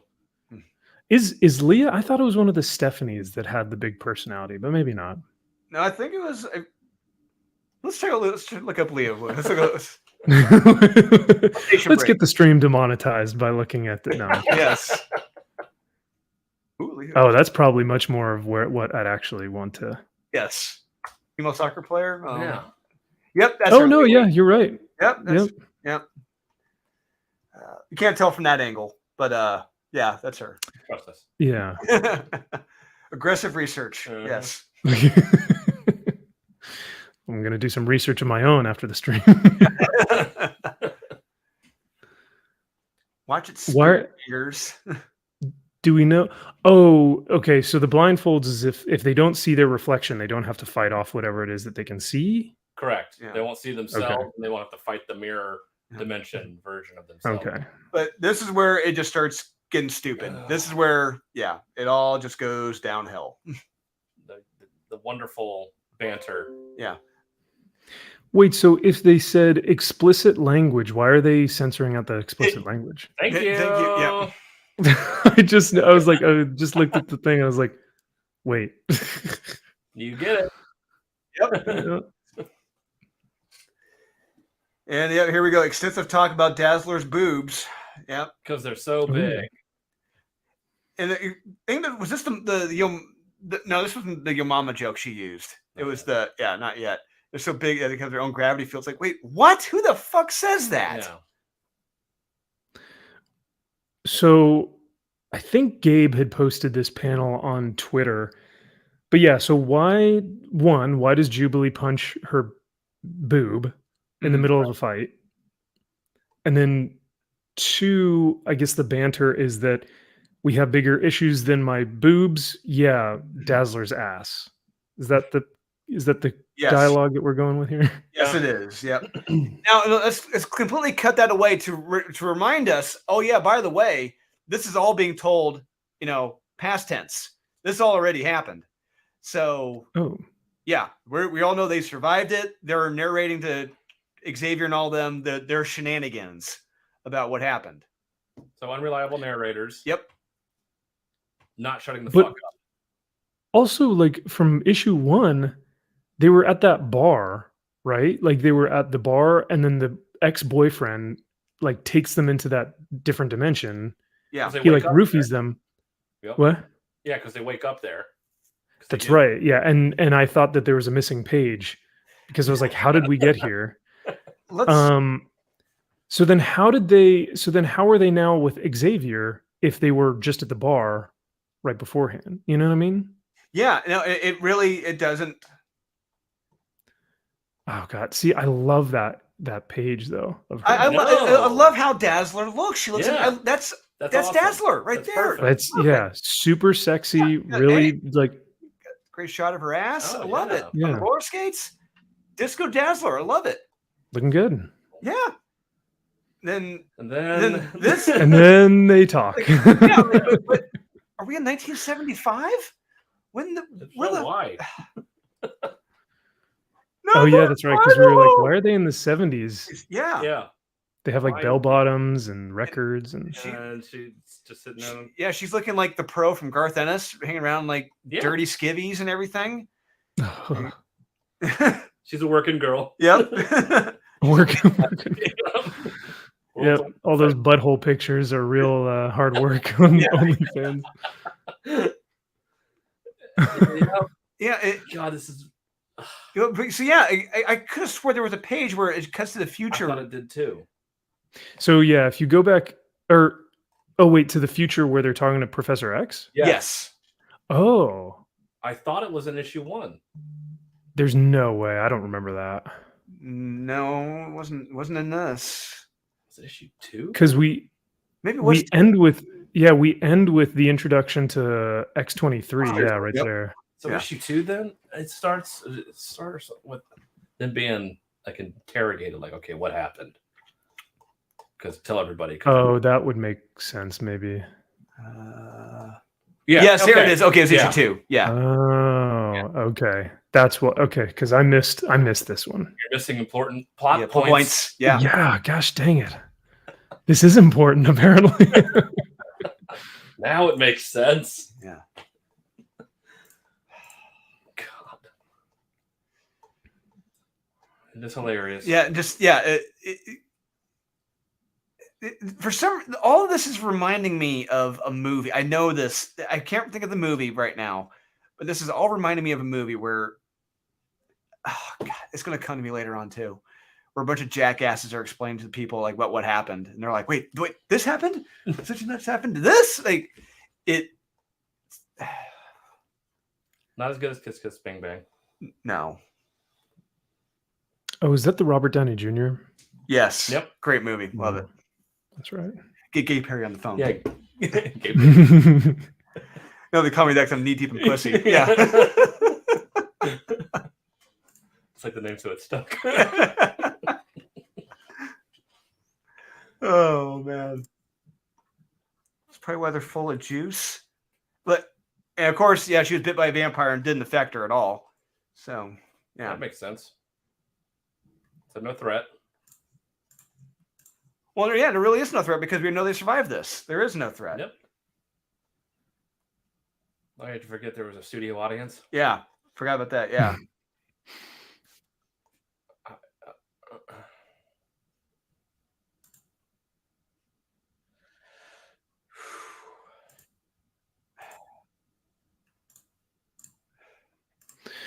I mean, Boom, gosh dang. Boom, boom. Ha ha. It reminds me of the Austin Powers where they like, do this and then the machine gun, Or Dumb and Dumber. Yeah. The headlights. Oh yeah. The headlights. No, that actually matches much better than that. Yeah.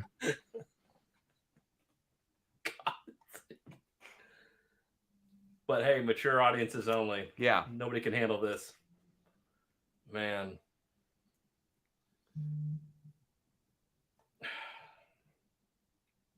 Run. What was that? Run. Where are you running? You can't. Is that an atomic blast? Who? What? That's I honestly don't know. Whatever you say, that's what it is. Sure. Yeah. We're in the mirror dimension now. We don't have to draw any backgrounds. God. Who are they fighting and why? Don't know. You know what? This is nice. Because this way I don't read anything and I can just look at the images and all the ladies are drawn fantastic. So. Mark, that is Fatal J. Fatal J is all about Leah Williams. I know that. He likes her writing? Oh no, he likes her for her big heart. Oh yeah, that's true. Yeah. Fatal J. Well, because I was gonna say Fatal J has got some opinions every now and then that I'm like, what the heck? But yeah, I mean that's fair. That's fair. Yeah, you see this, people give it as like, guys, you're just being too hard on it. Just have a good time. It's like, how can you have a good time with this? No, here's the thing with this as well. They're trying to have this both ways. Now, let's say Chris Claremont or Jason Aaron decide to write a story like this. There's no way. There's no way they can do this. No. You would have. What do you mean? There's no like they if they attempted to have, if they had even attempted to have Boom Boom do this, Yeah, you can't- Oh, any of for this, sure. Yeah, there's yeah. No, you no can't. way. No, yeah, no, because that's objectification. Yes, correct. and only women can Right. objectify other women. True. But it's Or empowering them. yeah, Like you see how powerful yeah. she is. I guess. Because I was gonna say there was that one. What was that one fun series that was like a year ago, and it was Symbiote Spider-Man. It was like a web of Symbiote Spider-Man, or oh dang it, I need to look it up. But it was like Black Cat and Hulk and Spider-Man, and they're all getting into this, like they're going to like different dimensions and stuff and different time periods. Greg Land did it. Yeah, Greg Land did the art. Yes, yeah, it was Greg Land, but I'm totally blanking on the name of it. But that was a lot of fun, and that was super out there though, I and think that's it's Alien kind Reality. Yeah, was it Alien Reality? of But I know what you're talking about. Yeah. yeah. Let me see if I can look it up here. One thing I do remember, there was a beautiful opening page Greg Land did of Black Cat, just a complete knockout, talking to Doctor Yes. Strange. Oh hell yeah. So yeah, that was Exterminators number 3. What are they exterminating? No clue.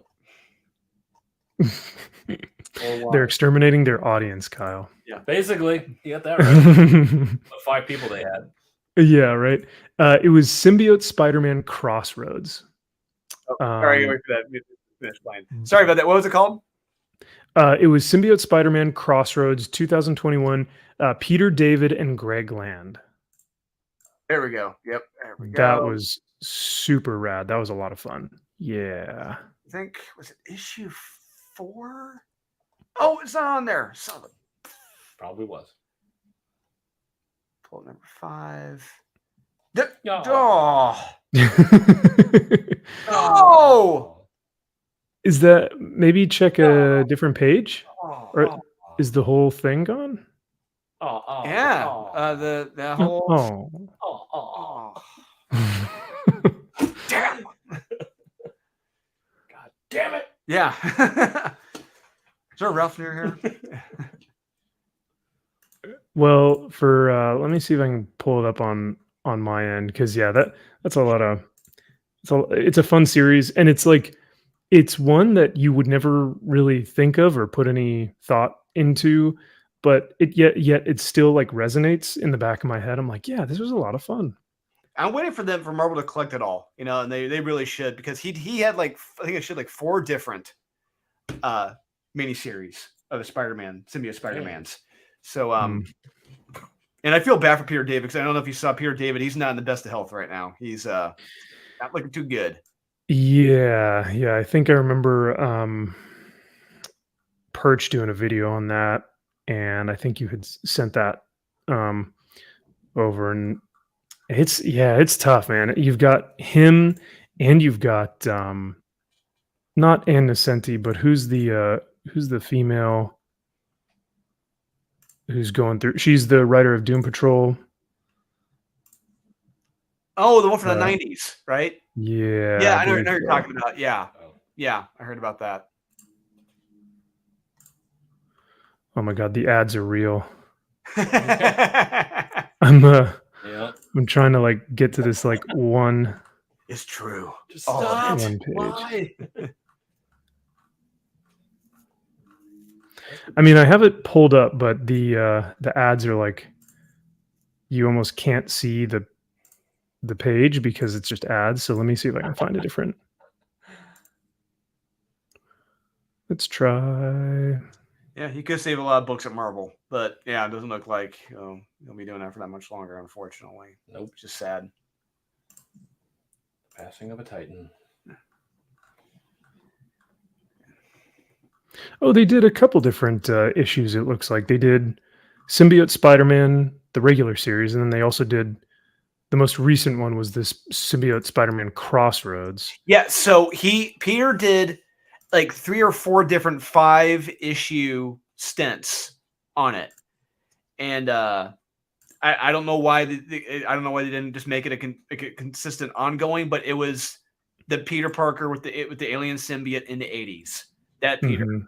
And he just told like 4 or 5 different mini bursts with Greg Land, which is awesome. The guy to do it. Yeah. I don't remember that at all. Let's see if I can duplicate this bad boy. Did you guys have any other picks that were just like any rip-its this week? I ripped Nubia. Oh my God! Ooh. Oh, the validation special. That's right. The Nubia. The validation special. Oh no! You think you're laughing? This was the culmination. Yes, Nubia and the Justice League special. Yeah. Yes, this was the culmination of everything special about Nubia. Oh my God! Slay Oh, Queen. no. Yes, complete Slay Queen. No. Was front, it? No, you're the bestest ever. No, Oh, you're the best. God. You're gonna get that everywhere. Just wait. Get your trash can next to you, or you're gonna throw up. Well, if let's see here, if once we're done reading this, I can. Oh, why is it not showing up? I can probably pull up this for you guys. Oh, this makes sense. Clinton and Conrad wrote it, so that explains why it was so shitty. Oh, there it is. Oh. Yes. Was this the one you're talking about? That's the one. That is the page. Man. Damn. Yeah, that was like the opening page to the book. Come on, in. The art, yeah, the art in this is so rad. Greg Land. Her facial expressions in this is great too. Look, I know people will razz on Greg Land for what he references. It fucking works. I don't care. You know, it works for me. I'm sold every time. Hook, line, and sinker. Ooh, that's a good It's good Icarus. Nice. Yeah. Icarus, yeah. Yeah. Looks threatening. Ooh. But yeah, this series was a shit ton of fun, man. I really enjoyed this. I think this one the King in Black tie-in? No, this one wasn't. No, it was the This, other one. yeah. This was like, oh man, look at that. This is totally separate. Yes. And then that's the cover. I think this is the cover for issue 5. Yeah. Let's see. Yep. Love it. But I know that there was a lot more Black Cat in this one that I just absolutely loved. Mm-hmm. But yeah, like that's a good shot too. But this was oof. Oh. Yes. Oh my gosh. He gets it. Greg Land gets it. Wowie wow. Wow, wee wah. Yeah. The proportions are just perfect. Perfect. This is a great Hulk too. Yeah. He's smashing. He is smashing. That's the John Byrne era Hulk. Yeah. Yeah. We had the purple diaper on. Yeah. Even Icarus is doing something. Yeah, Icarus is an active player in this now. It's just crazy. Unlike in And she, I forget, I think this was like the Norn Queen or something that they were fighting against. And she was like badass, man. She was really taking it to some of these dudes. Ooh, I forgot Odin shows up in this. Oh, Odin. They did do an Avengers reference. I don't know if you guys remember this. I'm fine with that. That works. It is hitting Icarus. I'm okay with it. Yeah. So yeah, no, this was a super fun series. We probably should have waited till after the validation issue to get a palate cleanser, but this was a lot of fun. Man, Greg, I love. God, I wish, man, why can't we get an ongoing? Why can't we just have Peter until Peter dies? Just have Peter on Amazing Spider-Man with Greg Land. Just have him go out one last beautiful ride. Beautiful ride. This is the issue I remember. Okay, yeah, I remember this one. This was issue number 1. God, you know what's funny? Ooh, look at that's a great. So dynamic. The panels are popping. Yeah, it's awesome. Fun. Yeah, I remember this. I think one of the other things that popped out to me was the color. The color in this, whoever did the colors on all of these issues, honestly, was just crushing it. They're great. Yeah, the lighting on the symbiote. Yeah. Awesome.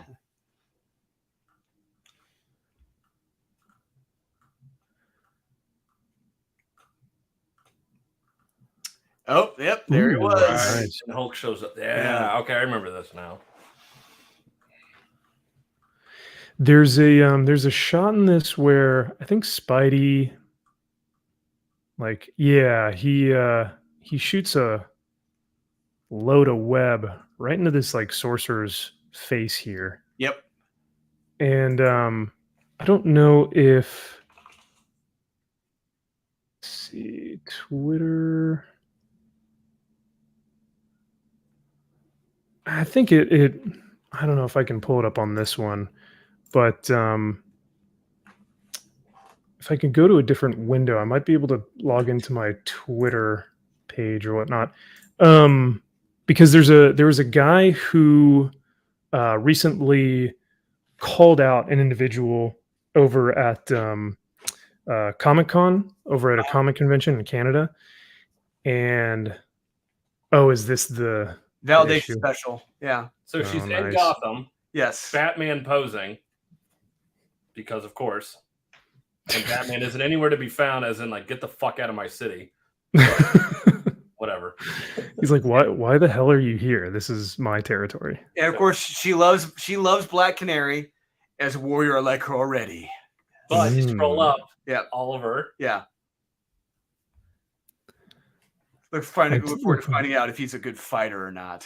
Yeah, finding this out for myself. Yeah. But her, she's standing there. Yeah, I like her already. I like her already, because of course I do. Oh my god. That's blatant. Yeah. That's like Yeah. not even subtle whatsoever.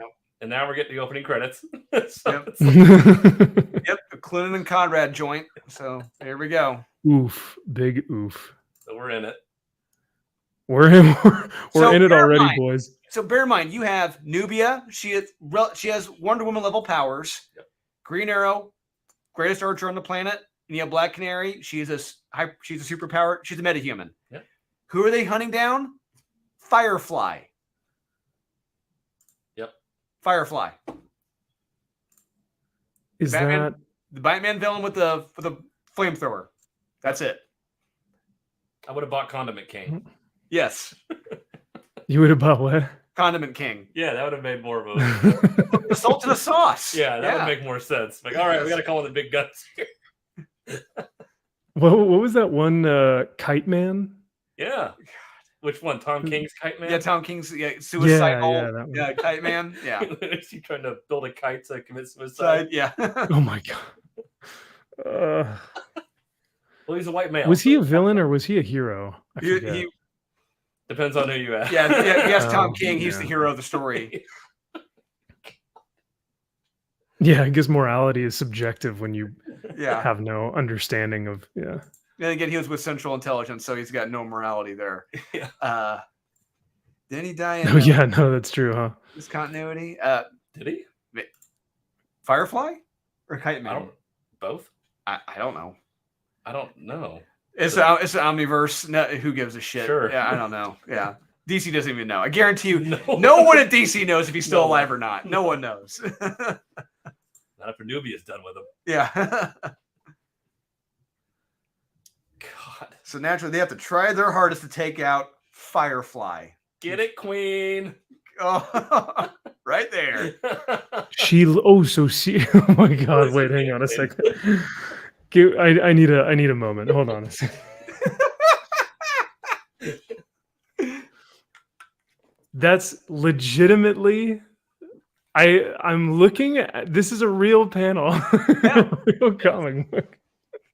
Real dialogue, real panel, real book. I thought that's been the running theme of tonight is I think you guys are joking and then I look and I go, "Oh, no, that's like 100% real." Wow. Look at that big old smile on her face too. I love it. Get it, Queen? I noticed that Dinah calls many people queen. What? But to lift their spirits. What? And it works. And it works? Like, what does that mean? I guarantee you that Slay. like Yeah, if any of my, at least the female friends that I have, if they say queen in a sarcastic, condescending tone, like none of them would actually be like, "Oh, yes, queen," and like legitimately actually mean that. It's because it's cringe as hell. Correct. Oh my God. Oh my god. Yeah. Now they're gonna eat me. Oh Yeah. my God. It took Yeah, if still fight. We're 7-8 pages into this, and they're still fighting Firefly. could you imagine if it did say slay? If it were slay, queen. I'm surprised it didn't. Honestly, I'm Oh, I'm surprised. sure that was the first draft. Yeah. Yeah. Yeah. Wait, no, what I'm talking about, there's no first. This is It's the like, first draft. see, it's Oh, on, yeah. it's a little too on the nose. Yeah. Let's keep it on the nose. All right. Yeah. We can keep the queen, let's lose the slay, and we'll just say let's go. Yeah. I've never called anyone that. Oh, Okay. good. I'm glad. Good. We're all glad. I don't it's the same thing with king. Like when guys are like, you do you, king. I'm like, what? What? I've Never heard of that. No. Have you? Oh, that's a new thing. It's like no. yeah. So guys are taking the trend to be like, hey, forget that girl. She doesn't deserve you, king. Like that's the context that it's always used in, and it's been said by a lot of like Chad alpha trad males, like that whole thing. It's the exact opposite. I'm like, are these straight guys saying this? Or... Yeah, yeah. It's the whole, from what I've like on Instagram, there are a couple different profiles where it's like the alpha chads, and they're like, focus on yourself, king. And I'm like, did you really just say king? It's just as cringe as queen. It's the yeah. Sorry, I didn't mean to blow your minds. Just ruined my night. Yeah. And these comic books didn't? Oh, it's on Instagram? With me. Each was always one step ahead, yet perfectly in sync with one another. Thanks, and with me. Yeah, thanks. Yeah, thanks. Thanks, Equalizer. Yeah.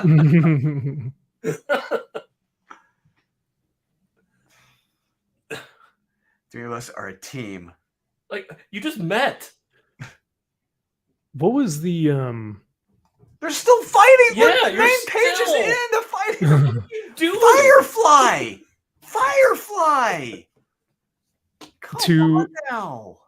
To play devil's advocate for a moment, because I know we normally give comics a hard time because there's not enough action, and this one actually does look like there is a lot of action, so I will give them that. It looks like there's a ton of, but it's action involving nothing. True. Yeah, there's probably, from what I can tell, it's just like darting around and just like kind of jumping different places as opposed to actual like hard hitting. Yeah, fighting, maybe, punching. Yeah, they're trying to shoot Firefly. Oops, I missed. Oops, I missed him. I'm jumping around. Yeah. Oop, I missed him on the jump. Yeah, That's exactly the whole point, Nate. It took a whole team. It took an immortal, it took a metahuman, and the best archer to take down Firefly. Firefly.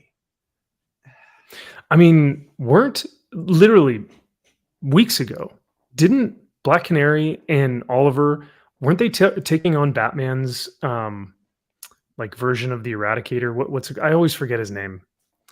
The robot cyborg that in the main Batman title. Failsafe? Oh yeah, Failsafe. Failsafe. Yes, thank you.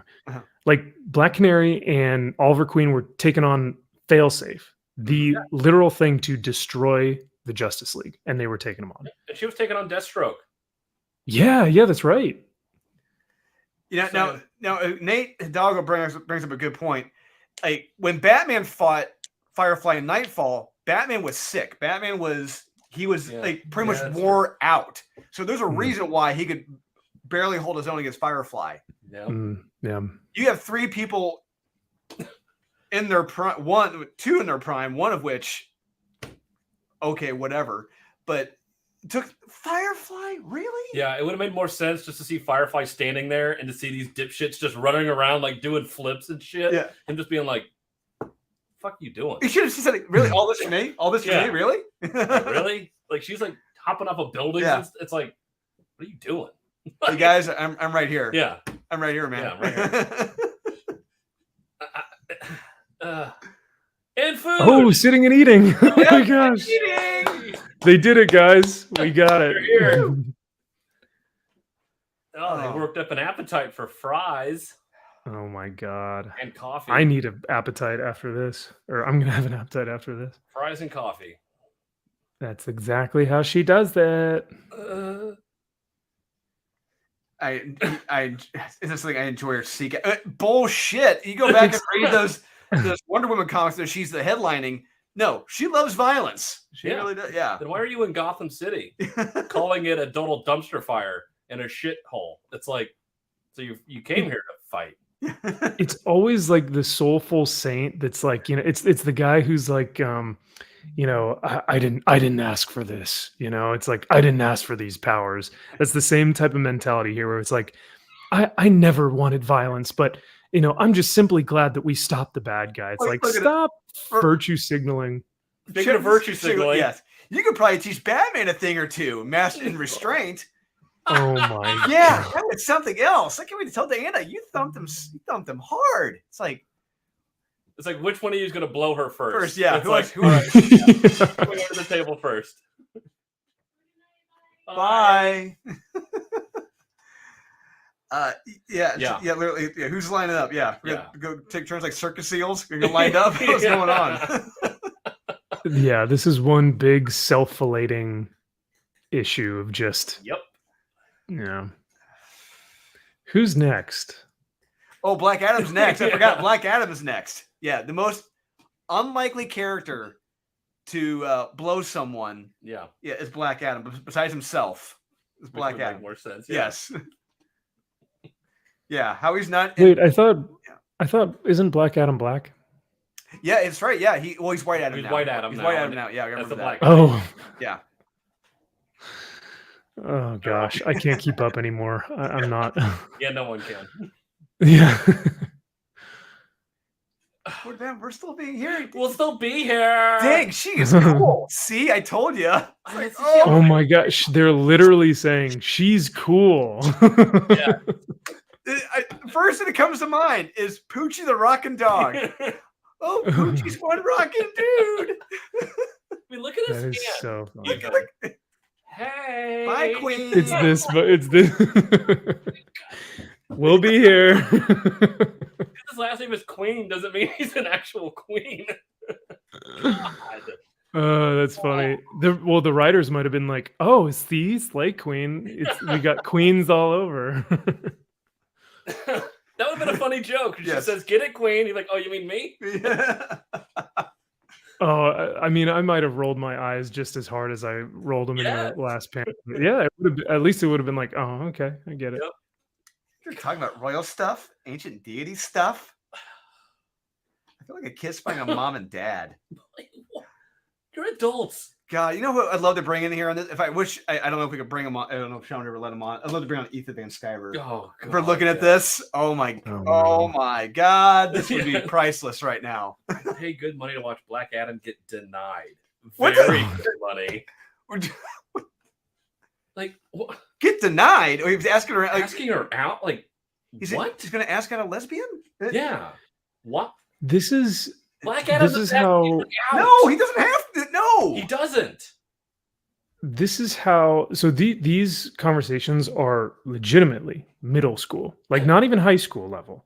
Like I remember in middle school where if there were a table of like girls and guys, the girls would be like, "Oh my God, is so and so asking so and so out?" Like that's middle school conversation. That's not even. Yeah, and so does now he validate her as well? it's coming up. Oh, she has to correct him. He calls her Your Highness. Black Adam would never refer to anyone else as a king or queen or as Your Highness. Never. Well, so it looks like she corrects him or something. She's like queen. Yes. Nubia. Yeah, well, exactly. Would that be Nubia? She said no, queen Nubia. He would have been like, he would have either been like Lee, like get out, or he would have just been like, Right. Yeah, So yeah. Nubia. Yeah. Yes, Anyway, you know, Nubia, like- yeah, yes. So anyway, Nubia. Like he would just completely dismiss it. Yes. stay the fuck out of Kandahar. I'll break your fucking neck. Yeah. By the way, did you see me tell all these new Justice League fucks that they're all pieces of shit? Yeah. And laugh about it. Yeah, that was me. Just saying. That was the best part of this whole miniseries. Yes. Yeah. It would be even better if she tried to talk to him and he's just like, "Don't, yeah, fuck off, Nubia." Oh, you were talking? I'm Yeah. sorry. Sorry, I'm talking. The adults are talking. Yeah. That would have been funny. Ugh. I said right to the park. Interesting. What? What? So- What's interesting about what? So Metropolis is under attack, requesting support. I stand ready to depart. I thought, Nubia, I didn't think you liked violence though. Why Yeah. are you getting ready to depart? Yeah, she's warming up. She's stretching and everything. It's Yeah, like, she's like, all right, let's go kick some ass. Like, I Yeah. thought you hated violence. I yeah. don't want to hurt anyone though. Don't bring Superman into this issue. Please, no. Oh. You just wait. Just yes. No. Just wait. It's like Superman. They 2, had- he's bending the knee to her. Yeah. Oh my god. Like she's Zod. At least yeah. at least they had the decency to keep Batman out of Gotham and just have, you know. Oh, just wait for it. Wait for him it. too. Yeah, wait for him. He shows up. They Yeah. all have to. Oh no. Yeah, they're all on their knees. Yeah. lined up like circus seals. Ready to take it. Yep. No shit. Wow. Oh god. And Parasite. Okay, we have a legitimate threat. Yeah. Parasite. Okay, that's Yeah, that's gnarly.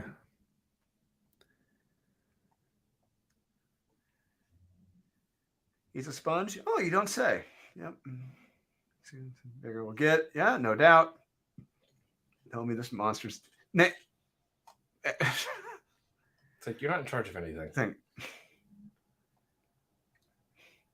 I mean, Parasite looks good in this. Yeah, that's Yeah. how Parasite. Yeah, should look. He looks rad. Yeah. Yeah. I did love how Frank quietly drew him in All-Star Superman. How he kept getting bigger and bigger, more monstrous. Yeah, dude. That's another good representation of him. Wake tomorrow with regret.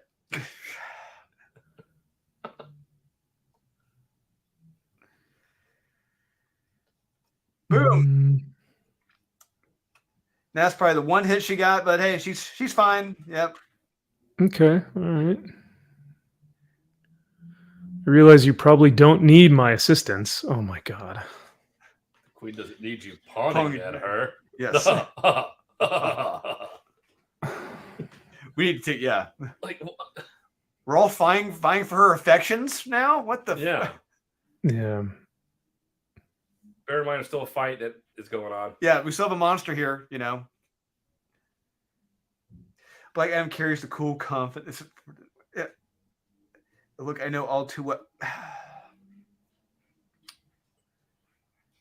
That's like if I were to hold a door for a woman and as she's walking through, I'm like, I know you don't need me to open this door for you, but you know, I felt like doing it. And and some other guy goes like, stop, you know, looking at her that way. Yeah, quit hitting Because on he her. then wants Yeah, you're opening the door. Yeah, quit hitting on her. It's like, yeah.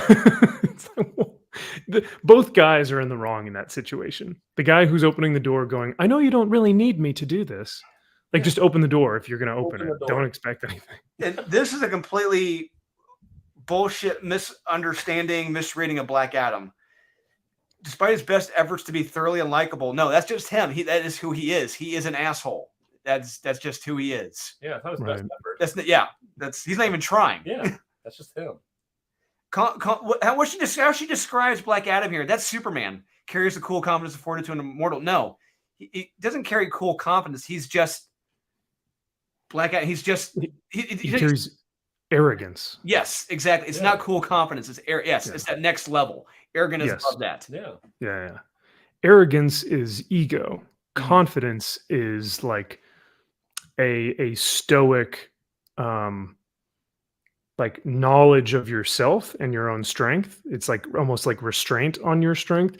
Whereas like arrogance is like a display of like, look at my strength, you know, look at me. Which is what Black Adam would be doing. Yes. What Absolutely. she's describing here, this is what Superman would do. True. Yeah. The cool confidence is our big blue Boy Scout. Mm-hmm. And yep, her, of course, her Loki pokey stick. Yeah, that's the one thing that's the one thing that hurts him, not Black Adam. Yep. Back of the head.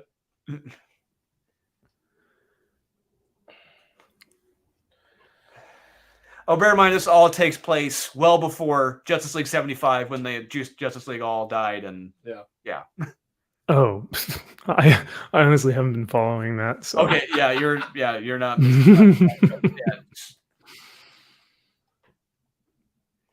Of course, Martian Manhunter, virtually ineffective, non-player in this. Completely useless. Yeah. Which is interesting because like Martian Manhunter is on par with like levels of Superman strength and power and like Yep.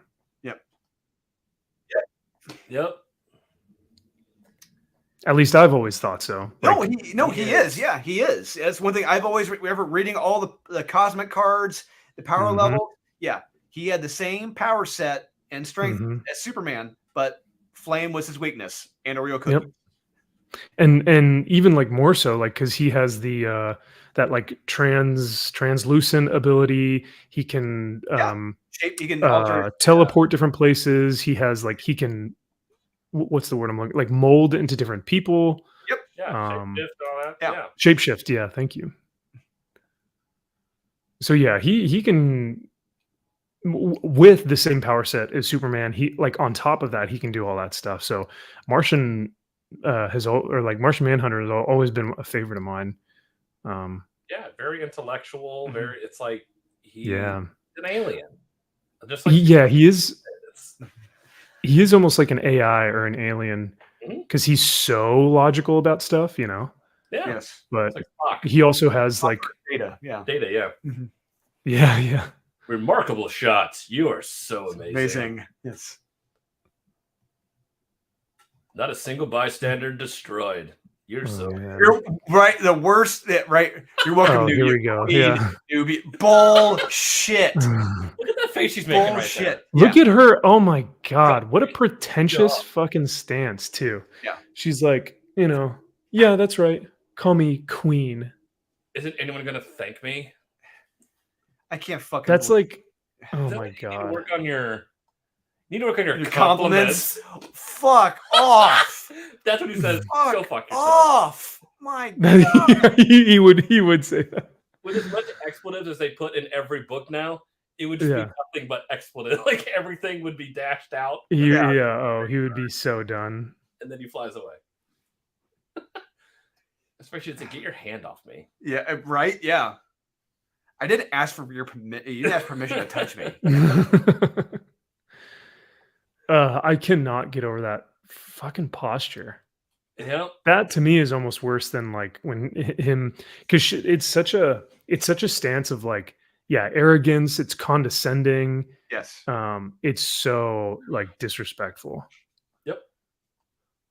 It's going to be such a cookie accusation reference. Let's go. A couple of T sounds. What? What the? Shouldn't they be like, okay, so how do we get Parasite into a locked container that will take him? Like they should be starting to like admin and logistics, right? Like how do we neutralize the threat? No, that's not important, Max. No. Yeah. Yeah. Yeah. All right, let's go get tea and shawarma. Yes. There you go. Yep. No one's eaten anything in the last 2 pages. Yeah.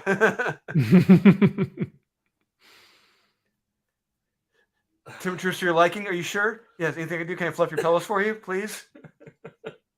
Jeez, yeah. These guys are like doting on her.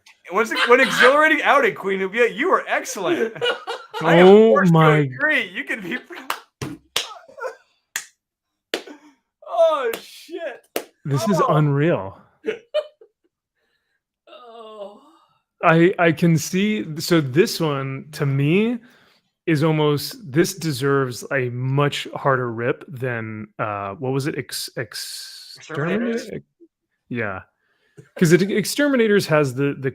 I always go back to the art, and this though it has like good art. This dialogue is unbearable. Yeah. Yeah, it's pathetic. Yeah. Literally, this is a parody. Yeah. It is it's the it's like the writer doesn't know how actual human conversations would like occur. So they're just like, what do we put here? We need more pages. Just have them like say that she's great again or something. Like they don't know Yeah. how conversations happen. Or at So- least if this is how he has conversations with people, it's sad. So in case anyone does not know what I'm talking about, Oh, hey, there's my new video. Hey. Oh, hey. Poochie the rockin' dog. Noise. This is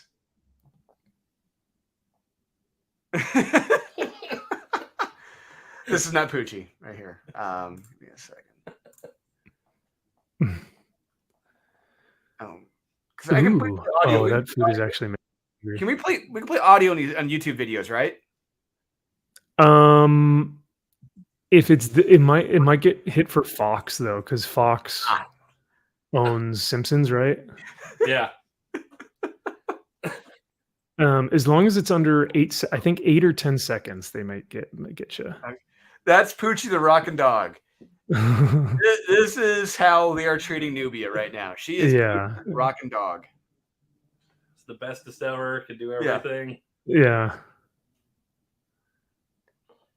Is that also Here comes everyone else. Hey, we haven't given our praises Yeah, yet. we haven't blown her yet. Yeah. oh my god. You guys got room for 2 more? Yeah. Oh no. Hope you like beards. Yeah. I thought for sure she'd have left by now. What a pleasure. Oh. Yeah. Arthur was despondent. Ostensibly, I've enjoyed my time. I've enjoyed my time though. I don't know. Like, didn't she just say like a moment ago that she like the tea sucks, and you Mhm. know she. So initially she's like, you know, I don't want to be in Gotham because I don't like violence. Then she's like, I don't, you know, I don't like, you know, your tea or whatever, and like I don't know, her tone just feels very condescending throughout this whole thing. Yeah. John even got me the souvenir mug. I can't pass up a sale. These people would never say that. I'm Arthur, Aquaman. Diana and I go way back. It's nice to finally meet you. Oh, we jinx! You owe me a blowjob. I'm sorry. Yeah. Oh. Oh, there we go. Can't believe you didn't. Oh my gosh. Didn't tell us. Oh, I'm like a bunch of fucking dickheads. This is a parody of like at the end of an Adam Sandler movie when everyone's getting along and everyone's like, everything's perfect now. Or like the end of Wayne's World. Yeah. Yes, yeah, that's right. Yeah. That's a better. Yeah. God. Since the queen of the Amazons arrived, obviously. Gotta make a weekend of it. This is brutal. I'm so sorry, you guys. This is, you know, well, I'll say at least this is laughable. Some of the books that we've read before is like makes me angry. You know, at least this one is like, this is a joke. Hi. He's waving hi. Hi. Hi. This is mind-numbingly retarded. I mean, that's all this Yeah. is. God, I hope that isn't weird to say. I think I know you already. it's like, my God. How about we arm wrestle instead? No, not just someone. 2 people. Becky Clinton Yes. and Michael Conrad. 2 people got paid to write this. Yeah. 2 dose. Any amount of money is too much money. Yeah.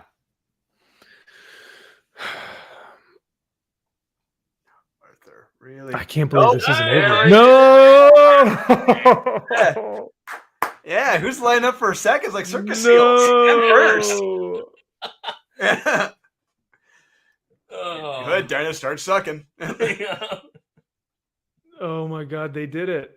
Yep, No. we're here. You have my vote. Nubia is the best. Oh my god. Stop. Looking for more Amazons in the Justice League. You have my vote. You know what I'm gonna do? I'm going to right after this. I'm gonna go find these pages. I'm gonna screenshot every panel, and I'm gonna collage it, and we're gonna count how many times this happened. That's wild, man. Look at that smile on Batman's face. Only bigger smile was Val Kilmer's in Batman Forever. Yeah. Yep. Welcome addition to the team.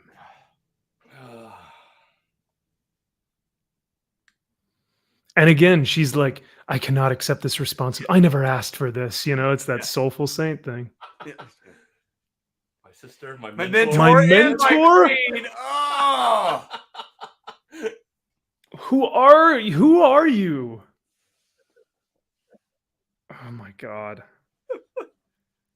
Oh, my. That simply meant that you were always welcome here. In Gotham. He never insinuated that she wasn't. Yeah, exactly. Yeah, only here, not in Gotham. No. No. Stay out of Gotham, but anywhere else you're. Yeah, get the fuck out of Gotham, but like anywhere else. Wouldn't be the first time the great detective couldn't read the room. Bruce, you fucking retard. Yeah. We need the like Seinfeld. Oh, where's the I got the oh, here we go. You hear that, Max? No, what was it? Oh, I was playing The Price is Right losing song. The bum, bum, bum. Oh yeah. I mean, look at Clark's face. That's creepy. He's like, get out of my way. I want to talk to her now. Yeah, it's my turn. Yeah, come on. Oh. Yes, you did. You came here to prove yourself. Yes, you did. Yeah, why was she in Gotham? Yeah, exactly. Did they even? Oh no, who is it now? As eager as you, Black Adam? Jesus Christ.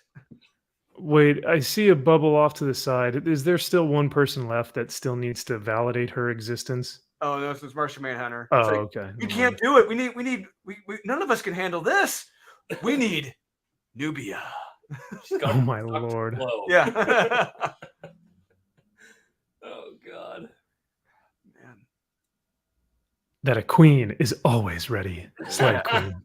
God, fuck you. I would punch him in the fucking face. Like, I mean, needs to be punched in the face. Is Nubia coming? Oh. Oh my god. Yes, she is multiple times. Yeah. What if she was like, nope, you guys can Oh no, what are we gonna do, guys? And of course, Batman is just white it out right here in the corner. I think that's a mistake. They legit forgot to draw Batman in. Probably. Right? That makes sense. Like why would that be white? I think they forgot to. Oh yeah, it's a Quincy Ocho. Yeah, he's a Quincy Ocho. White Devil. Oh, he's got the horn. He's a white devil. Yeah. I get what Oliver's saying though. It's like it's punny because he's a queen and she's a queen, and he's like the queens, they're ready. Yeah. Jesus Christ. Oh my god. Batman should not be smiling. All of them together. Aren't we great? So she's calling the Justice League to arms. Yes, oh as she would, of course. Yeah. Yeah. I'll relate it. I'll relate it to this. I was like the first time I started playing football, and I hopped on like a team when I was a kid. I thought that rousing speeches were how to get like teams ready for a game or whatever. Mm-hmm. But I was new to the team, like no one knew who I was. So I was like, all right, guys, like let's go do this thing. And everyone was like, get the fuck out of here, because they were like, who are you? Yeah. And they all have a team already. And I was new. I was like, this was my first year playing. Yeah. And so they're like, dude, what the fuck are you talking about? Because they had no idea who I was. I hadn't proven myself or anything. So it's like Nubia going like, let's go team. Everyone would be like, who the fuck are you? Yeah. At least I think. Yeah. It's like, let's make some magic, guys. Who the fuck are you? Get the fuck out of here. Yeah. Hey, what is it, Jan Silent Bob Strike Yeah. Back? Yep. The guy walks up to Oh, Ben Affleck and Matt Damon. Let's make some magic, guys. Who the fuck are you? Don't touch me. Get the fuck out of here. Yeah. Dude, how is there more of this comic book? There's 11 more pages of this. Holy, There's this feels like it was a 60-page annual. yeah. Yep. I can't finish this. I can't go. Uh, Man. So yeah, that was the winner of the week right there. Oh, that might have been my favorite skip it so far that you guys have brought up. That was great. See, people I don't know needed how that good laugh. we Thank are. you. yeah. People just don't pick them up. Yeah. They just We can only talk about them so like in depth on our show. Right. Like, we got so much shit to talk about. yeah. I can't say how bad it is. Oh, Well, I think that's what's fun about this show is that like if they want to get a more because like you guys give a maybe a minute to 2 minute review of like each book because you got to go through so many. Yeah. So like if they really want to come over to the live stream on Fridays to really be like, you know, why was this book so bad? Like we can have it right here. Yeah. open So discussion about anything. yeah. But yeah, that definitely rippable immediately. I'm glad that was ripped because that was atrocious. Now, I wonder. I was listening to Friday Night Tights right before this, and one of the guys had mentioned how you know the market for this stuff is just so minuscule. Like it's tiny. Like the individuals who they're marketing to for that book have no money, and B, the money that they are willing to spend isn't going to be on fucking comic books. Yeah. You know, so it's I don't know who this is marketed towards, And or I do, but I just yeah. Yeah, and you know what's funny as well, when you open up these comics now, a lot of them, because I can remember going back 15, 20 years ago, the ads that would be in the comics. There would be ads for video games, clothing, Mhm. watches, Mhm. food, snacks. Those are gone. All Yeah. those ads are gone. I've noticed that the ads that they've had now, most recently in DC, are either the gimmick variant covers, or they'll do I think was it Marvel or DC who was doing this? They had all their brand new black creators on like it was like here's our new our brand new Milestone? like Yeah. It's a milestone. it might have been Milestone. But it was like a recent book, and it was just like here are all these different new creators that are going to be creating new books for you guys. And I was just like, oh, that's great, but like why like this doesn't seem normalized, you know, it felt forced. Sounds about right. Tracks for Yeah, it does track. yeah. I couldn't tell which one. They both probably have done that at some point. Yeah. Did you guys even read the Damn Them All to Hell book? I think that first one. This one. Oh, I think the first one you guys said that it was like so much exposition, you just like couldn't get through a page. yeah. Oh, boy. Just wait. We're gonna let's correct. Let's take a look at this one. You gotta check this one out. Oh boy. Here, while you guys pull that up, and you run to the restroom real quick. Alrighty. Take your time. Yeah. Well, Max is doing that. Let's take a look at Faust. See if we got any other backers. So 110. Oh, holy crap! Okay. 111. Holy crap! Thank you for everyone. Yeah, guys. Yeah, thanks. If you really want to support, independent creators. Yeah, David Quinn, Tim Vigil. They are those guys. These are legends. And Kick-ass story, metal art, metal stuff. I mean, this thing is indie. 50 left. Woo! 50 of 772. Dang. In a week. Yeah, in a week. They sold through over 722 of these in a week at $125 each. Good for them. And actually, these 351, those went. Those were the first ones gone. Yeah, they were. They were all gone. Yeah. If I had extra scratch, I would have gotten one, but Yeah. no. And we got Miss Meow number 5, which is at looks like 53K. Got the little trailer here, the 8-minute trailer. Well, 9-minute trailer. Sorry. that Max MVP put together. So yeah, these two are doing very well. So if you guys have a little extra scratch and you want to support actual talented creators, who are talented storytellers like Aaron Sparrow. Murphy's doing her best. This was her character with Miss Meow with Sean and everything, and Aaron has helped flesh those characters out. He's doing a great job. And naturally, I have Born of Blood, which is the beginning of the Merc universe. But yeah, they're doing a great job here with Miss Meow, and yeah. Damn them all. Speaking of the complete opposite of that, damn them all. Yeah. Jesus. This is supposed to be a magic book. Yeah. A book about magic. So if you go back like to a Vanity type book. So this is on the opening flap. Oh, that's right. Go down here. The please be advised. This comic contains sensitive subject matter related to the gun violence epidemic in America. There is no epidemic of gun violence. Go fuck yourself. And it's a I'm out. book. I'm out already. I'm like, what you're basing this off is incorrect. You're a fucking piece of shit. I'm not reading your book. Like, it's completely false premise right here, what you're saying. So it's like, I don't care what you say from now on. It's bullshit. What does that even mean? Gun violence epidemic. Yeah. It's spreading wildfire. It's like it's COVID-19. It's the COVID-19 of guns and firearms. Yeah, right.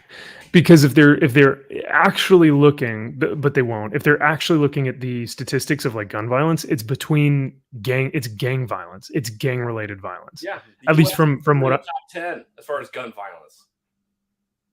It's what?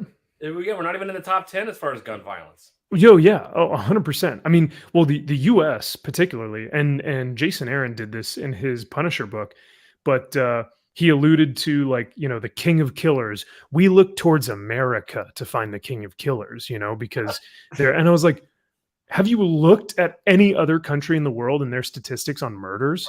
Yeah, like Africa. We are not even close to top 10. We're something like 25. Yeah, like it's unreal. So like how many people is China executing on a daily basis? How many? Zero. Yeah, according to Apple and LeBron James, they haven't done a damn thing. Number of COVID deaths they've had. Zero. Go figure.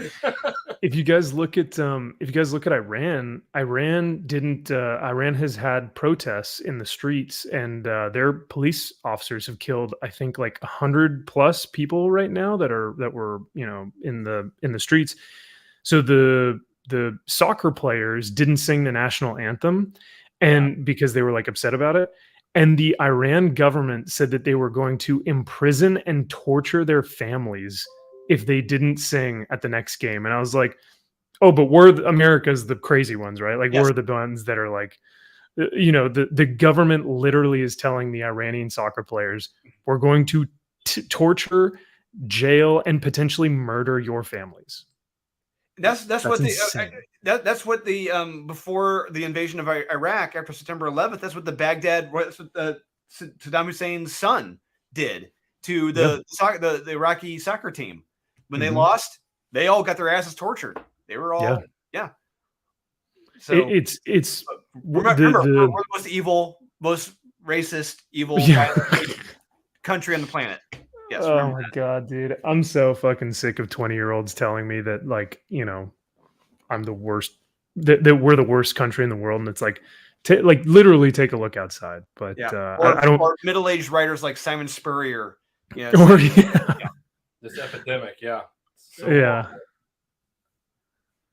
Oh, and there you go. Active shooters. Okay, we're in it. Far right incel. So, yep. Wait, it says that? Where? Yeah. He was a known quantity. Far right forums, incel shit. Yeah. Oh my god, dude! In case you didn't get it. Yeah. Yep. What this is actually a mockery of. I've talked about it once or twice. There was a Chiller issue that Neil Adams did, the Thrill Killer, where it was this rooftop shooter. He just starts popping off people in the street. Just climbs to the rooftop and just starts popping them off.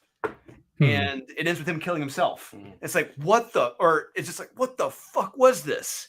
This is just lazy cliched shit right here. Yep. Well, this is also it's super specific. Like it's very like he could have left out the far right incel shit and still gotten his point across that like but his point is I'm trying to hate on this group. You know, I'm trying to specify and specifically say that this group is the cause of is the root of all evil, you know. Yep. So I did the other thing. I talked about his shitty grades, his lack of friends. Aladdin said his mom got cautioned 16 years ago trying to induce miscarriage by violence. It's like, huh? So you were Will Ferrell and the other guys. Yeah. With we've got a lot of people down here. They don't think you're gonna do it. Yeah. So the guy in Best in Show, get down here, you little freak! I'll fucking gouge your eye. what's the robot in the Futurama, where doesn't he say something like "do it" or like "jump already" or something like that? Shoot, what's the quote? I'm blanking on it now. I never watched Futurama that much. It's the right approach. It was the right approach. So he kills himself? We're led to I think believe. she got him to do that. So the cop made him Yes. kill himself. Yeah. Yeah. And the boy's family rightfully sued. Yep. Mm-hmm. In this case, yes. But she's the good guy? Allegedly, she's the good. Apparently, yeah. Allegedly, according to Simon Spurrier, that she was the good guy. Yeah. I don't get it. Oh, it's Bender. It's the robot Bender, and he goes, "Do a flip" when the person's about to jump off. That's what it was. Yeah, I did watch that interview. It's a really good interview that Mark Miller. Oh, Chuck Dixon. Yeah. I need to watch that. You know, I will say, I think Mark Miller's doing a really cool thing there because he had like Rob Liefeld, Yep. Bendis, Chuck, Jared Conway, and Chuck. Like he's kind of getting everyone, Yes. which I love. Like he's getting mainstream guys. He's getting guys who, let's be real, like a lot of people don't like Chuck Dixon because of his, his. I don't know why people don't like Chuck Dixon, because he's conservative. It's because he's conservative. That's it. it. Yeah. That is the only reason why. That is it. Right. Because he shows up on some of the streams with the Comicsgate guys or whatnot. Yeah. But I like on his podcast, like Ask Chuck Dixon. Or I love it. It's great. It's fantastic. It's such a good insight into the industry. It's awesome. Yeah. So yeah, he's gotten like Chuck Dixon on there, but then he's also gotten Bendis, who's like people just hate Bendis because of what he did to John Kent. So it's good that I like the fact that he's gotten some pretty polarizing people. And Tony Stark. Yeah. What? It's like it's like we just start tabulating all the bad things he's done, like and to Tony Stark and to John Kent and to Superman and to this and to this and to this. League, he's ruined everything. And then he leaves. Created fucking Riri Williams and created who not Nubia, what's her name? The Naomi. Yeah. Because Naomi is the bestest ever. Yes, she is. This is effectively Brian Michael Bendis after he does after this commercial. He does anything really. Yeah. He's chopping up the characters and putting them in an oven. Yep. Make it a nice pie. Yes. Yeah. Ads. This is effectively Bendis.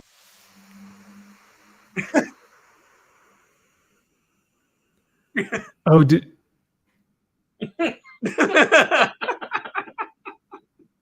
I don't know if you did you share your sound, because I couldn't hear it unfortunately. But oh crap! I get what you're saying though. Yeah, it's like Leonard Nimoy says, "Well, my work here is done," and Barney says, "Talking about you didn't do anything." He's like, "Didn't I?" Just disappears. Oh, that's funny. I like that. That's hilarious.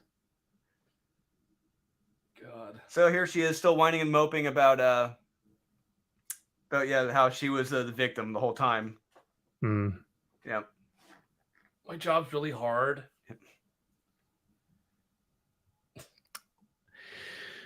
My aunt worked as a detective for New York and NYPD, not the city. She was like I think Long Island area. I'm not really sure, but I know that she was a detective for a while, and she also did hostage negotiation. Oh wow. Yeah, but one of the things that she was saying is like how delicate and how much training it takes to like talk someone down. You know Yeah. what I mean? Like one word, Yes. and you could put the entire situation at risk. Have you ever seen the So movie The Negotiator with Kevin Spacey and Samuel L. Jackson? no, actually, no. Oh my Oh, you god! need to Oh watch my that. god! There is a great scene. I wish we could play I this know. stuff. There's a great scene where so Samuel L. Jackson, he was a former hostage negotiator as a cop. He was falsely incriminated for something. He's holding this office hostage. I think it's like a federal office or whatever, hostage. And one of the guys he used to work with in the office, while they're trying to get this other negotiator in to talk Samuel L. Jackson down, this one guy steps on the radio, starts talking to him. And he's like, Samuel L. Jackson's like, "Oh, you want to try talking me out of this? All right, I want to hear you talk me out of this." Yep. You know, and he starts saying the wrong thing. He starts saying all the wrong, just one wrong no. word. It's like, no, you don't say that. You say priest automatically and posing. I'm thinking of death. Boom! You don't want to do that. You do not want a priest. Yeah. Yeah. Dang, I need to watch that now but he's right. Yeah, I mean, like Yeah. one thing, you're gone. Yeah. It's over. Yeah. Yeah, put that on your watch list. Yeah, it's Kevin Spacey, Samuel L. Jackson, great movie. Nice. But anyway, I can't finish this comic. Most cops on the street aren't negotiators like this. Yeah. Oh, there we go. Yeah, that's the other thing. Yeah, don't ever say no during a negotiation. Yep. Yep. Important rule. Never say no. Yeah, that book's dog shit. Gotta be positive. Exactly. Yep. It seems so forced too. Like that's the first paragraph of dialogue. It's not even like later in the book. It's not like trying to be, like maybe hidden at all. It's the first thing you see in that entire book is like right there. Hey, by the way, but Creepy 75. Okay, I'm gonna pull up this creepy. The creepy that Neil Adams did. Oh. Creepy. Yep. It was 75. That is not it. No. Where's that? 1964. That is probably it. Yeah. Okay. Yep. There we go. And 75. Boom. That is the one. All right. Now I got to find where the story was in here. Ooh. This looks dope. Yeah. This is back. This issue came out in 70 something, 80 something. Yeah, it's like literally like 1970, 1971, and this came out. Early 1975. Yeah, this Nice. is 48. Yeah, so this is like prime time Neil Adams. Early.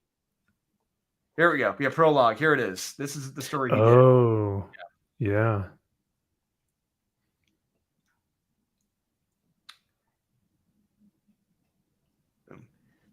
Yeah, it's all told in past tense. Yeah. Oh, interesting. Okay. And blam, just shoots her right through the chest. Yeah, it's a lot like Charlie Starkweather, I guess. Yeah. Yes. And it's just, it's like, a bit of a diversion. Yeah, they had the construction crew working, like, whoa, what's going on? Something started to fall. Then it's just, he's look at him. He's just, he's laughing. And man, that's crazy. Yeah, and he's marking off his kills. And it's just one right after the other. Search. Blam. The art in this is gorgeous. Yeah, Oh, Neil killed it. Well, No pun intended. yeah.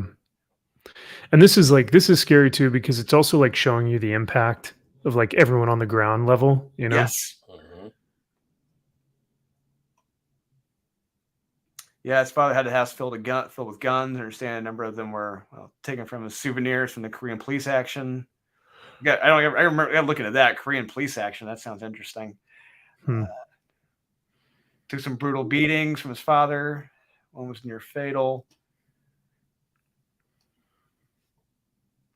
Yeah, I wonder how this story was probably received in 1975, whether or not like people read this and were like, you know, oh, this was um, this was a alt-right Nazi, blah blah blah.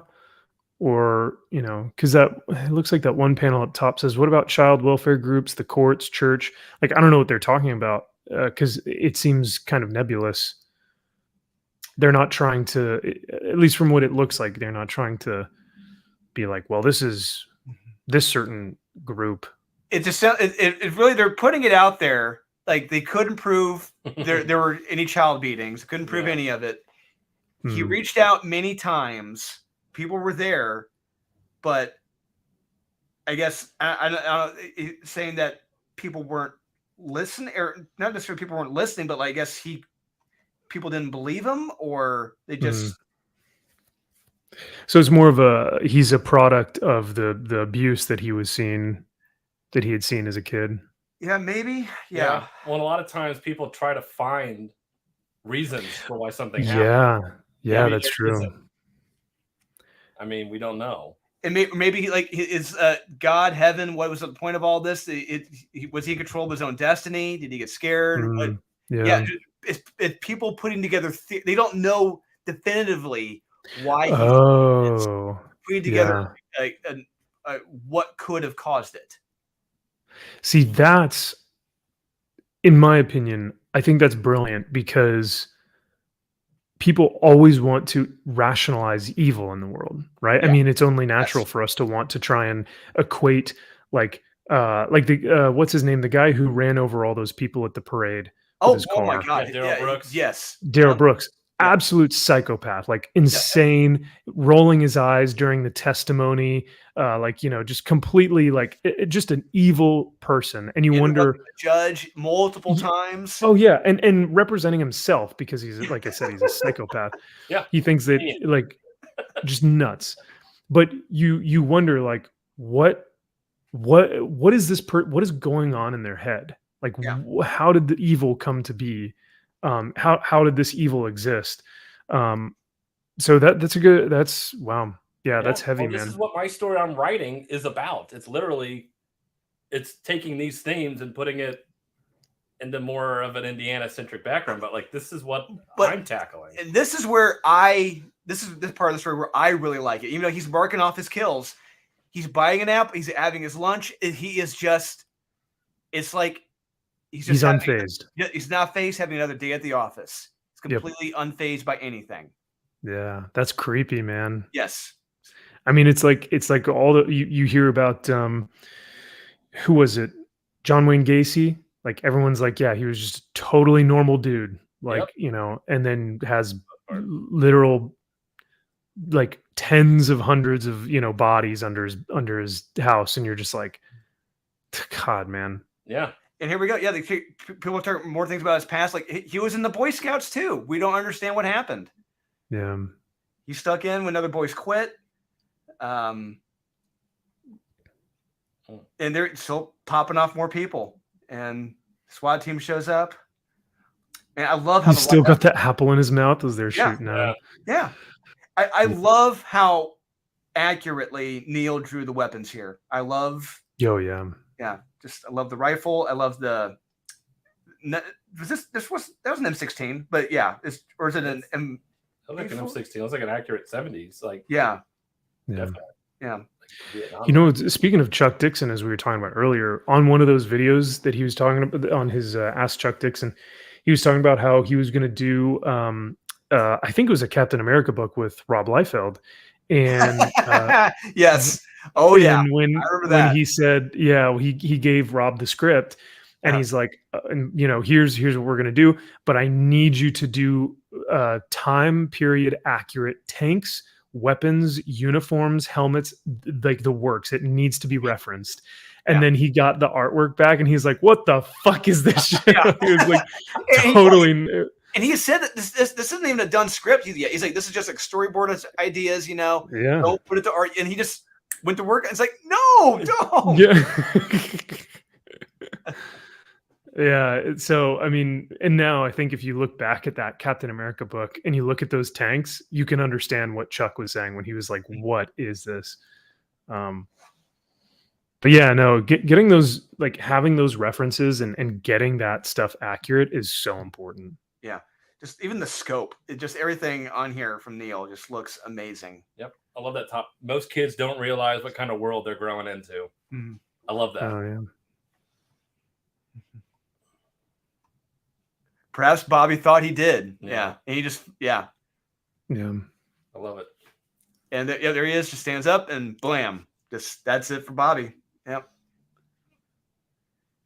That was his escape, maybe. We don't know. Yeah. We'll never know.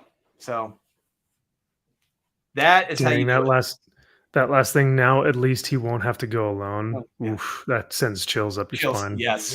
Yeah. And you see the tick marks of 10 people. Jeez. Yeah. That's how you Yeah, do man. it. See, exactly. That's impactful. That's an impactful comic. It makes you think. Not someone who's telling you what to think or telling you this person is evil just right away. Because he was on an alt-right chat board. Yep. So he was Riddler from the Batman movie. Basically, so yeah. Okay, got it. Yeah. Yeah, because like this is you wrestle with the different concept or the concept of these different modalities of like what could it have been, or what is it that kind of forces these guys into these situations. How do we as people handle it, instead of it was just alt-right, just blame it on the alt-right. You know, and it's like that rooms, it's lazy, it's boring, it's one-dimensional. It's like that's all you see these people. People are more complex than that. Yeah. They treat it like the kid was just nope, that's it. Perfect. Yep. Yeah. Just group them all. They're all the same. They're all group them all together. But yep, that is Neil Adams' story from Thrill Kill from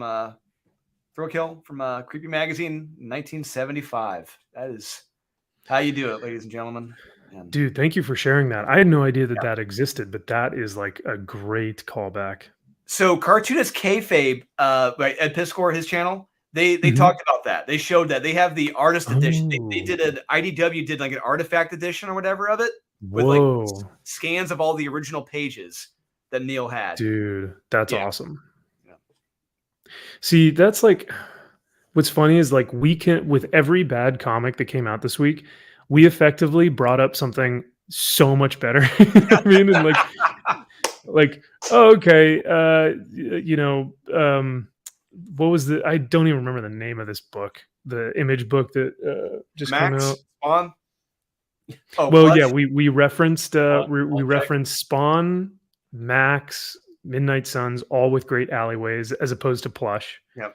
We referenced we referenced Peter David's, Spider-Man, as opposed to the Nubia thing, or like everything has something that is just better. How you do it right and how you do it wrong. It's like it's just Red Room versus Lovesick. Like it's just so. But man, that's what a week. What a week. I seriously, when I heard, I think the first thing you guys said on that video was like, this is probably the worst week we've had ever. And I just started saying my prayers. I brought up my rosary and I just started praying for you guys. I was like, oh, this is going to be a brawler. This is going to be a bad one. I mean, some weeks, like I said the joke, like if we had a better production, we would have done the show from a diner or something, us eating food. because it felt That's like the funny. majority of books were Yeah, it was yeah. eating, and it's like we should do a review of just sitting down in a restaurant eating. That's how much they care. They don't. Yeah, yeah. You could always I wonder if you could, like, I think on StreamYards you can change your background if you have a green screen. Yes. Mhm. So maybe you guys should change your background to like a diner one of these live Well, shows. we have to get like a green screen thing. Yeah, That's we the do. thing. Yeah, we have to get Yeah. like a green screen behind us. But that's not a bad We idea. could. I do know on Microsoft Teams you can do that Yeah, without you it can. without the use of a green Mm, screen. Yeah. You can, so I've got multiple for my office work. I've got like the Mhm. Batcave behind me. I've got like a padded cell behind me. Nice. Yeah. Zoom, I think Zoom does that as well, as you can green screen yourself out. But the what was I going to say? Oh, that might be an option.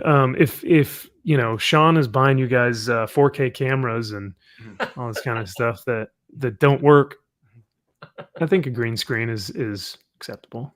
So say, how's the new camera? Are we looking better than we had before? Does it still look the same with us, or? It looks a little bit crisper, a little Okay. bit brighter, I'll take but that. I don't know if. Maybe I don't know. Do you guys see a significant difference at all, or? It looks like you said. I think looks it looks, cleaner. yeah, it Yeah. does look a Yeah. lot cleaner. Yeah. Yeah, I can definitely make out like more like facial features, and like, is that a Prophet shirt? Yeah. So Yes, like it little is. things like that where it's like it's a Yeah. little bit cleaner, a little bit sharper. So Yeah, damn, I need to get myself a Prophet shirt. That's dope. I got this off Redbubble. I got it made off Redbubble. Ooh, all right, Yes. all right. Yeah, so I got a bunch of my image shirts, custom ones made there, like a chapel. I got a prophet. Oh, nice. Yeah, Wildcats. I think I'm gonna get like Yeah. a pit one made from there too. Now we need to get some Sam Keith shirts, Ooh, some yes. Max shirts. Mm. The real test is the Monday vids. That is absolutely true. Yes, that is the real test. So, yeah, I'll be back with Cassie. I'm sorry, Kayla. Kayla on Monday. Not Cassie. Kayla on Monday. Kyle's tapped out. Yep. After this week, Kyle, I understand. I think anybody would. Yeah. We got to give our first string quarterback a break after this. After this week. About that. Yeah, I gotta give Aaron Rodgers a break. Yeah. But Yeah. Yep. But Jordan Love. Yeah. Bring it Jordan Love. Yeah. But yeah, I mean, Book of the week right here. Born of Blood 3. That's all I'm gonna say. There you go. Yeah. this was one of the worst weeks of all time. And there have been some pretty bad ones. Yeah. From what I can remember. And We I'm could trying to always like, find 10. I mean, Yeah. God. I mean, it really does. I remember, I think I had done one when Drew was out of town and I'd come on for a show. yeah. I was in New York. And Yeah, he was in New York. yeah, that's right. But yeah, and granted, I read maybe 1/4 of what you guys had read, but still, it takes the wind out of your sails, man. It feels like you just got gut punched and like all the wind out of like it knocks the wind out of you because you have nothing left to like read anything other than that. Once you've read those bad comics, you're like, fuck, man, I'm exhausted. Just takes everything out of you. It does. Isn't Kayla the one who put Tim Drake, Robin in our top 10? I don't think so. I gotta pull up the tape on that one. I don't think so. She did. Hey, Oof. she's a noob, so no one's I perfect. was gonna say that's like even people who like have never read comics before, Mhm. if they read Tim Drake, Robin, they probably go like, what? What's Like, the problem? What's the big deal? Cute. He's with his boyfriend in an abandoned, shitty dockyard. Yep. Living in a shitty barge. Yeah. Like, what the fuck is that? That doesn't make any sense. Why does everyone look like their head is a jelly bean? Yes. Why do their figures look like sticks? Yeah, and like I Yeah. don't even know. Well, we are almost at 3 hours, guys. Do you want to? Yeah, before we Oh no, people know no. we don't have to go through the whole thing, but some people know what we're talking about. Yeah, Oh that's my a lord. big ass noggin. As a jelly Yeah. bean. Ugh, Or a kidney. Oh no! Look at that forehead. she's Oh really my smart. god. Who are these people? Why are there so many things going on? Oh, that's the thing. There are a lot of things going on, none of which I care about or are interesting whatsoever. Like none of this looks appealing. No.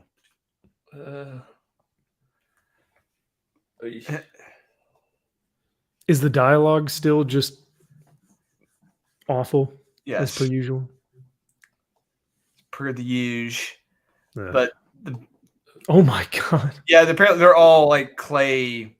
Yeah, Clay faces? clay faces. Yeah, or something. Yeah. But the weirdest part to me, get to it. Right here. This is Bernard. I thought it was a chick. I told this looks like I'm. I really thought it was. Like, we broke Kyle. yeah, I thought it was a woman. I thought it was a woman. The way she look at the How is that not? yes. That's my. I mean, even a super feminine, emasculized like man has like a neck and shoulders and like stand I like don't that. Where's the Adam's apple? Are you know. okay?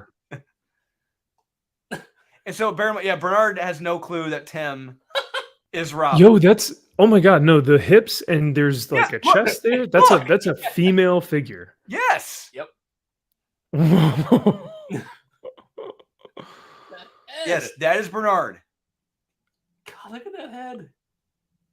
I'm sorry, why? I can't believe I'm the damsel in distress right now. Oh no. Oh yeah. Hands. That head is wild. But Jesus It's Christ. like this island Earth. Look at the slight no. That one's creepy over in the far like corner. It's like Yeah. shaded on it. Villainous. Yeah, he looks evil. Yeah, it's scary as hell. Ugh. Away. Oh. I'll be right behind you every step of the way. Yeah. If you feel something sharp behind you, that's just my flashlight. Yeah. My flashlight. A murder shack? My murder shack. Yeah. Gonna murder something. My That is- mask. Uh-oh. Oh my god. Look, how is this not a Look woman at right that. here? It's also like I think it's the sideburns too. There's no way This that's is the Bernard. pixie cut on a woman. Yes. Yeah. Remember Sarah? Look at how he's standing in the fridge too. That Like was her haircut. Yep. God. I don't know. I honestly think That's- they thought it was a woman. They drew this character thinking it was a woman. That's also I've never seen a guy wear that outfit. That like those clothes combined together, like short shorts with a pink sweater and a collared shirt underneath. Yeah. Never seen that before. No. And look, I don't know, but Crocs? Slippers? I can't tell. They look like There's shovel- no there. The leg just kind of bends. Yeah, Yes. There's no. Exactly. Yes. I think your leg's broken. Yeah. I think I'd be You need to go big get boy that checked out. for you. Ew. Ugh. Why are you leaning in like that? Don't touch me. Don't smile at me. Yeah.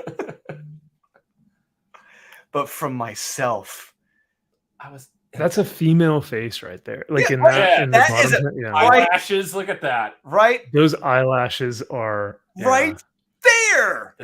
Yeah. The artist honestly thought it was a chick. Oh, that's what people. Oh. Oh, Yeah, God. I'm like Jim Carrey in Liar Liar pointing at the scratch on the side of the car. Right there. Yeah. Yeah. Oh, that was already there. Oh my God. Some days. You want to use Band-Aid? I got off my back. Bernadette. Bernadette. Meanwhile, shitty boat. I refuse to believe that someone had this in their top 10. There's absolutely no way. How is that not a woman right there? I see a chest, like not a man's chest. I see chest, like, yep. I don't know. How funny would that be? It's actually Burnett was actually a woman in disguise, Oh. like an investigative reporter investigating the docks and everything. Could be. Takes a good woman to play a good man. There we go. Yep. Yeah. It's like Dressed to Kill. Yes. Or like, Tim Drake like pulls his pants down and he's like, "You're a woman?" Oh, so I am straight. Yeah. Well, he's supposed to be bi, right? Yeah. You know what that means. Yeah. Allegedly, yeah. Like, which means that he will never date a female ever again. And it's allegedly he's being safe and on that using boat? protection. Of course you are on that boat. Yeah. You get hepatitis just by looking at it. I'm worried about my boyfriend. I have a boyfriend, you know. You know, I have a boyfriend. Like, my boyfriend's like super amazing. Do you know I was on your boyfriend's boat? I was on my boyfriend's boat. That man's an alien from a back planet? I can't do any more of this. I can't. Jesus Christ. I'm getting a headache. Oh. Yeah, so would they. Yeah. God. Yeah. Well, you saw the size of his head. It was just. But you think of with all of the steroids he'd be taking to get that massive head, he'd be fucking gigantic.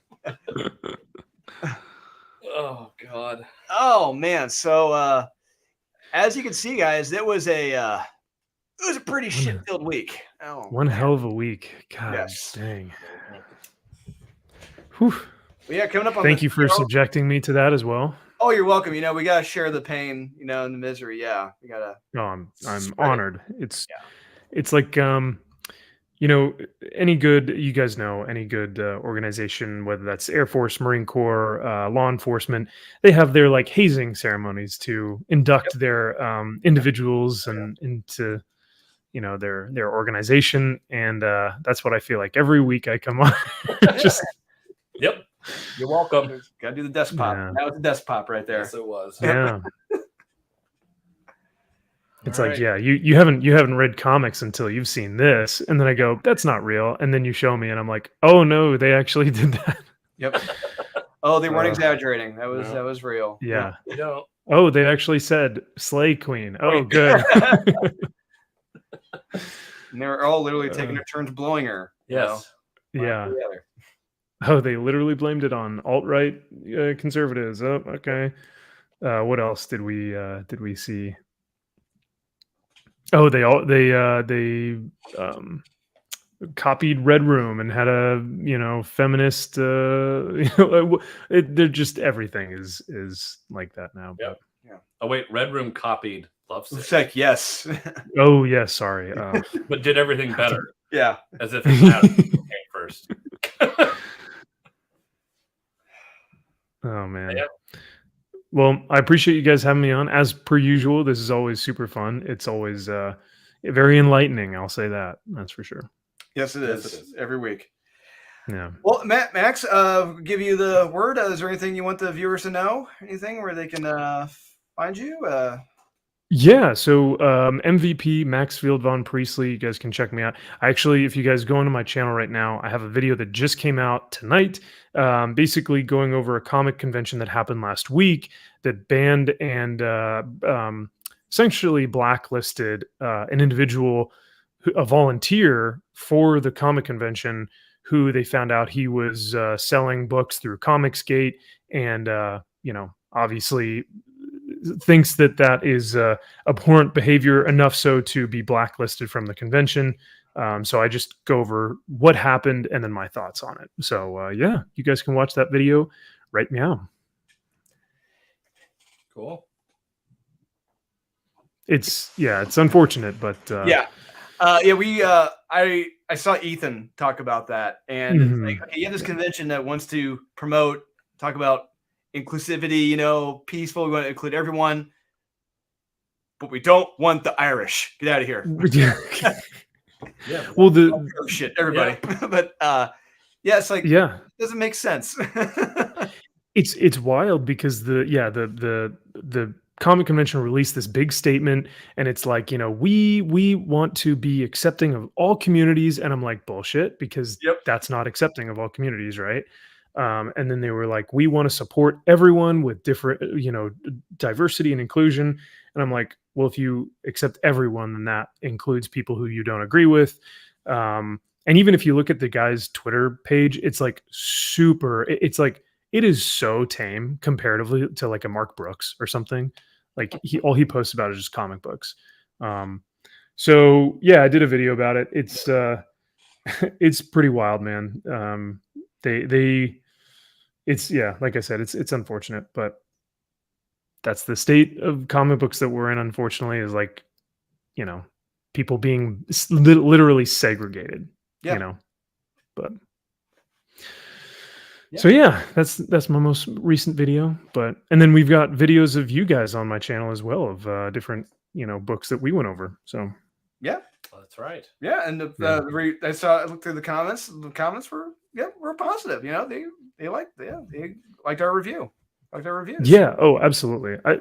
Thankfully for the most part, for the individuals who like tend to watch my stuff, always like have a really logical way of thinking. Like every now and then I'll get like extremes, but for the most part, like my base audience are super understanding, and they'll be like, yeah, like I really didn't like this comic, or yeah, this comic was great, or I can see where you're coming from. Like everyone seems like it's fairly open-minded thinkers, which is cool, because then you get a lot of really good discussion that way.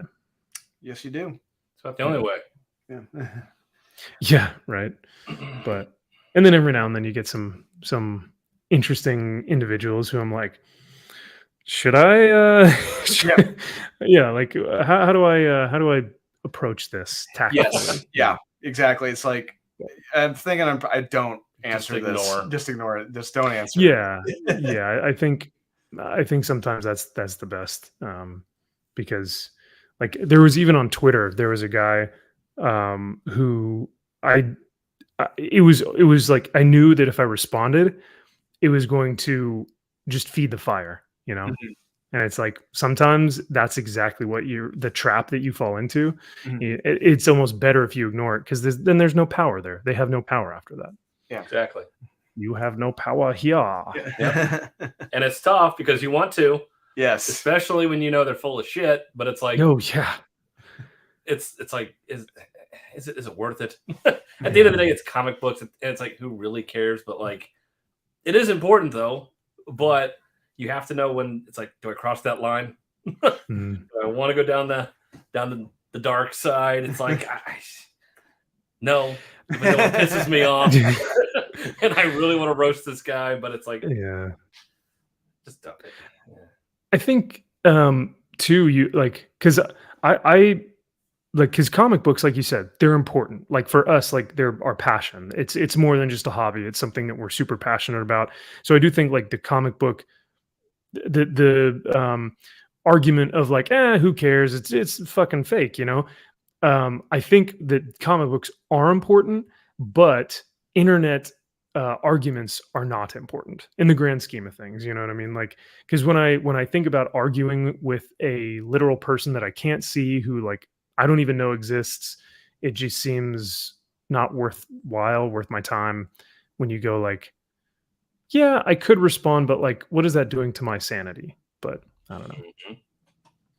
I agree. Yeah, you gotta.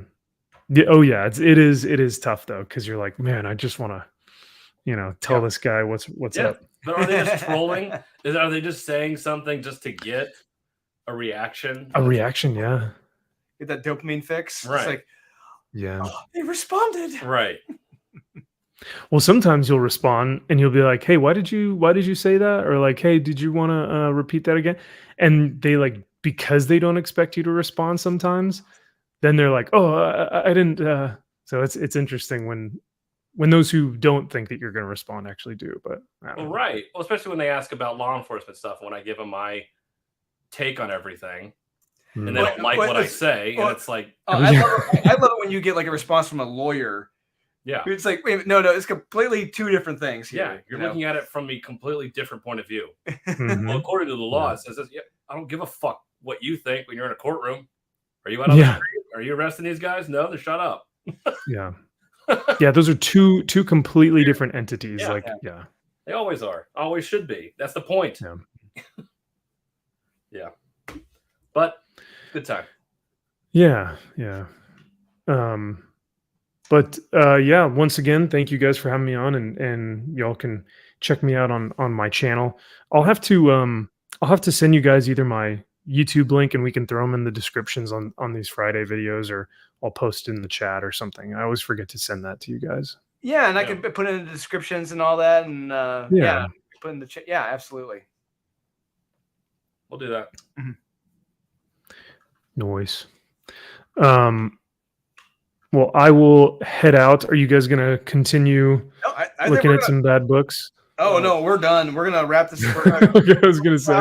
Yeah. So as we so often say, thanks guys for tuning in. We appreciate it, and please remember to buy what you like, Collect what you want.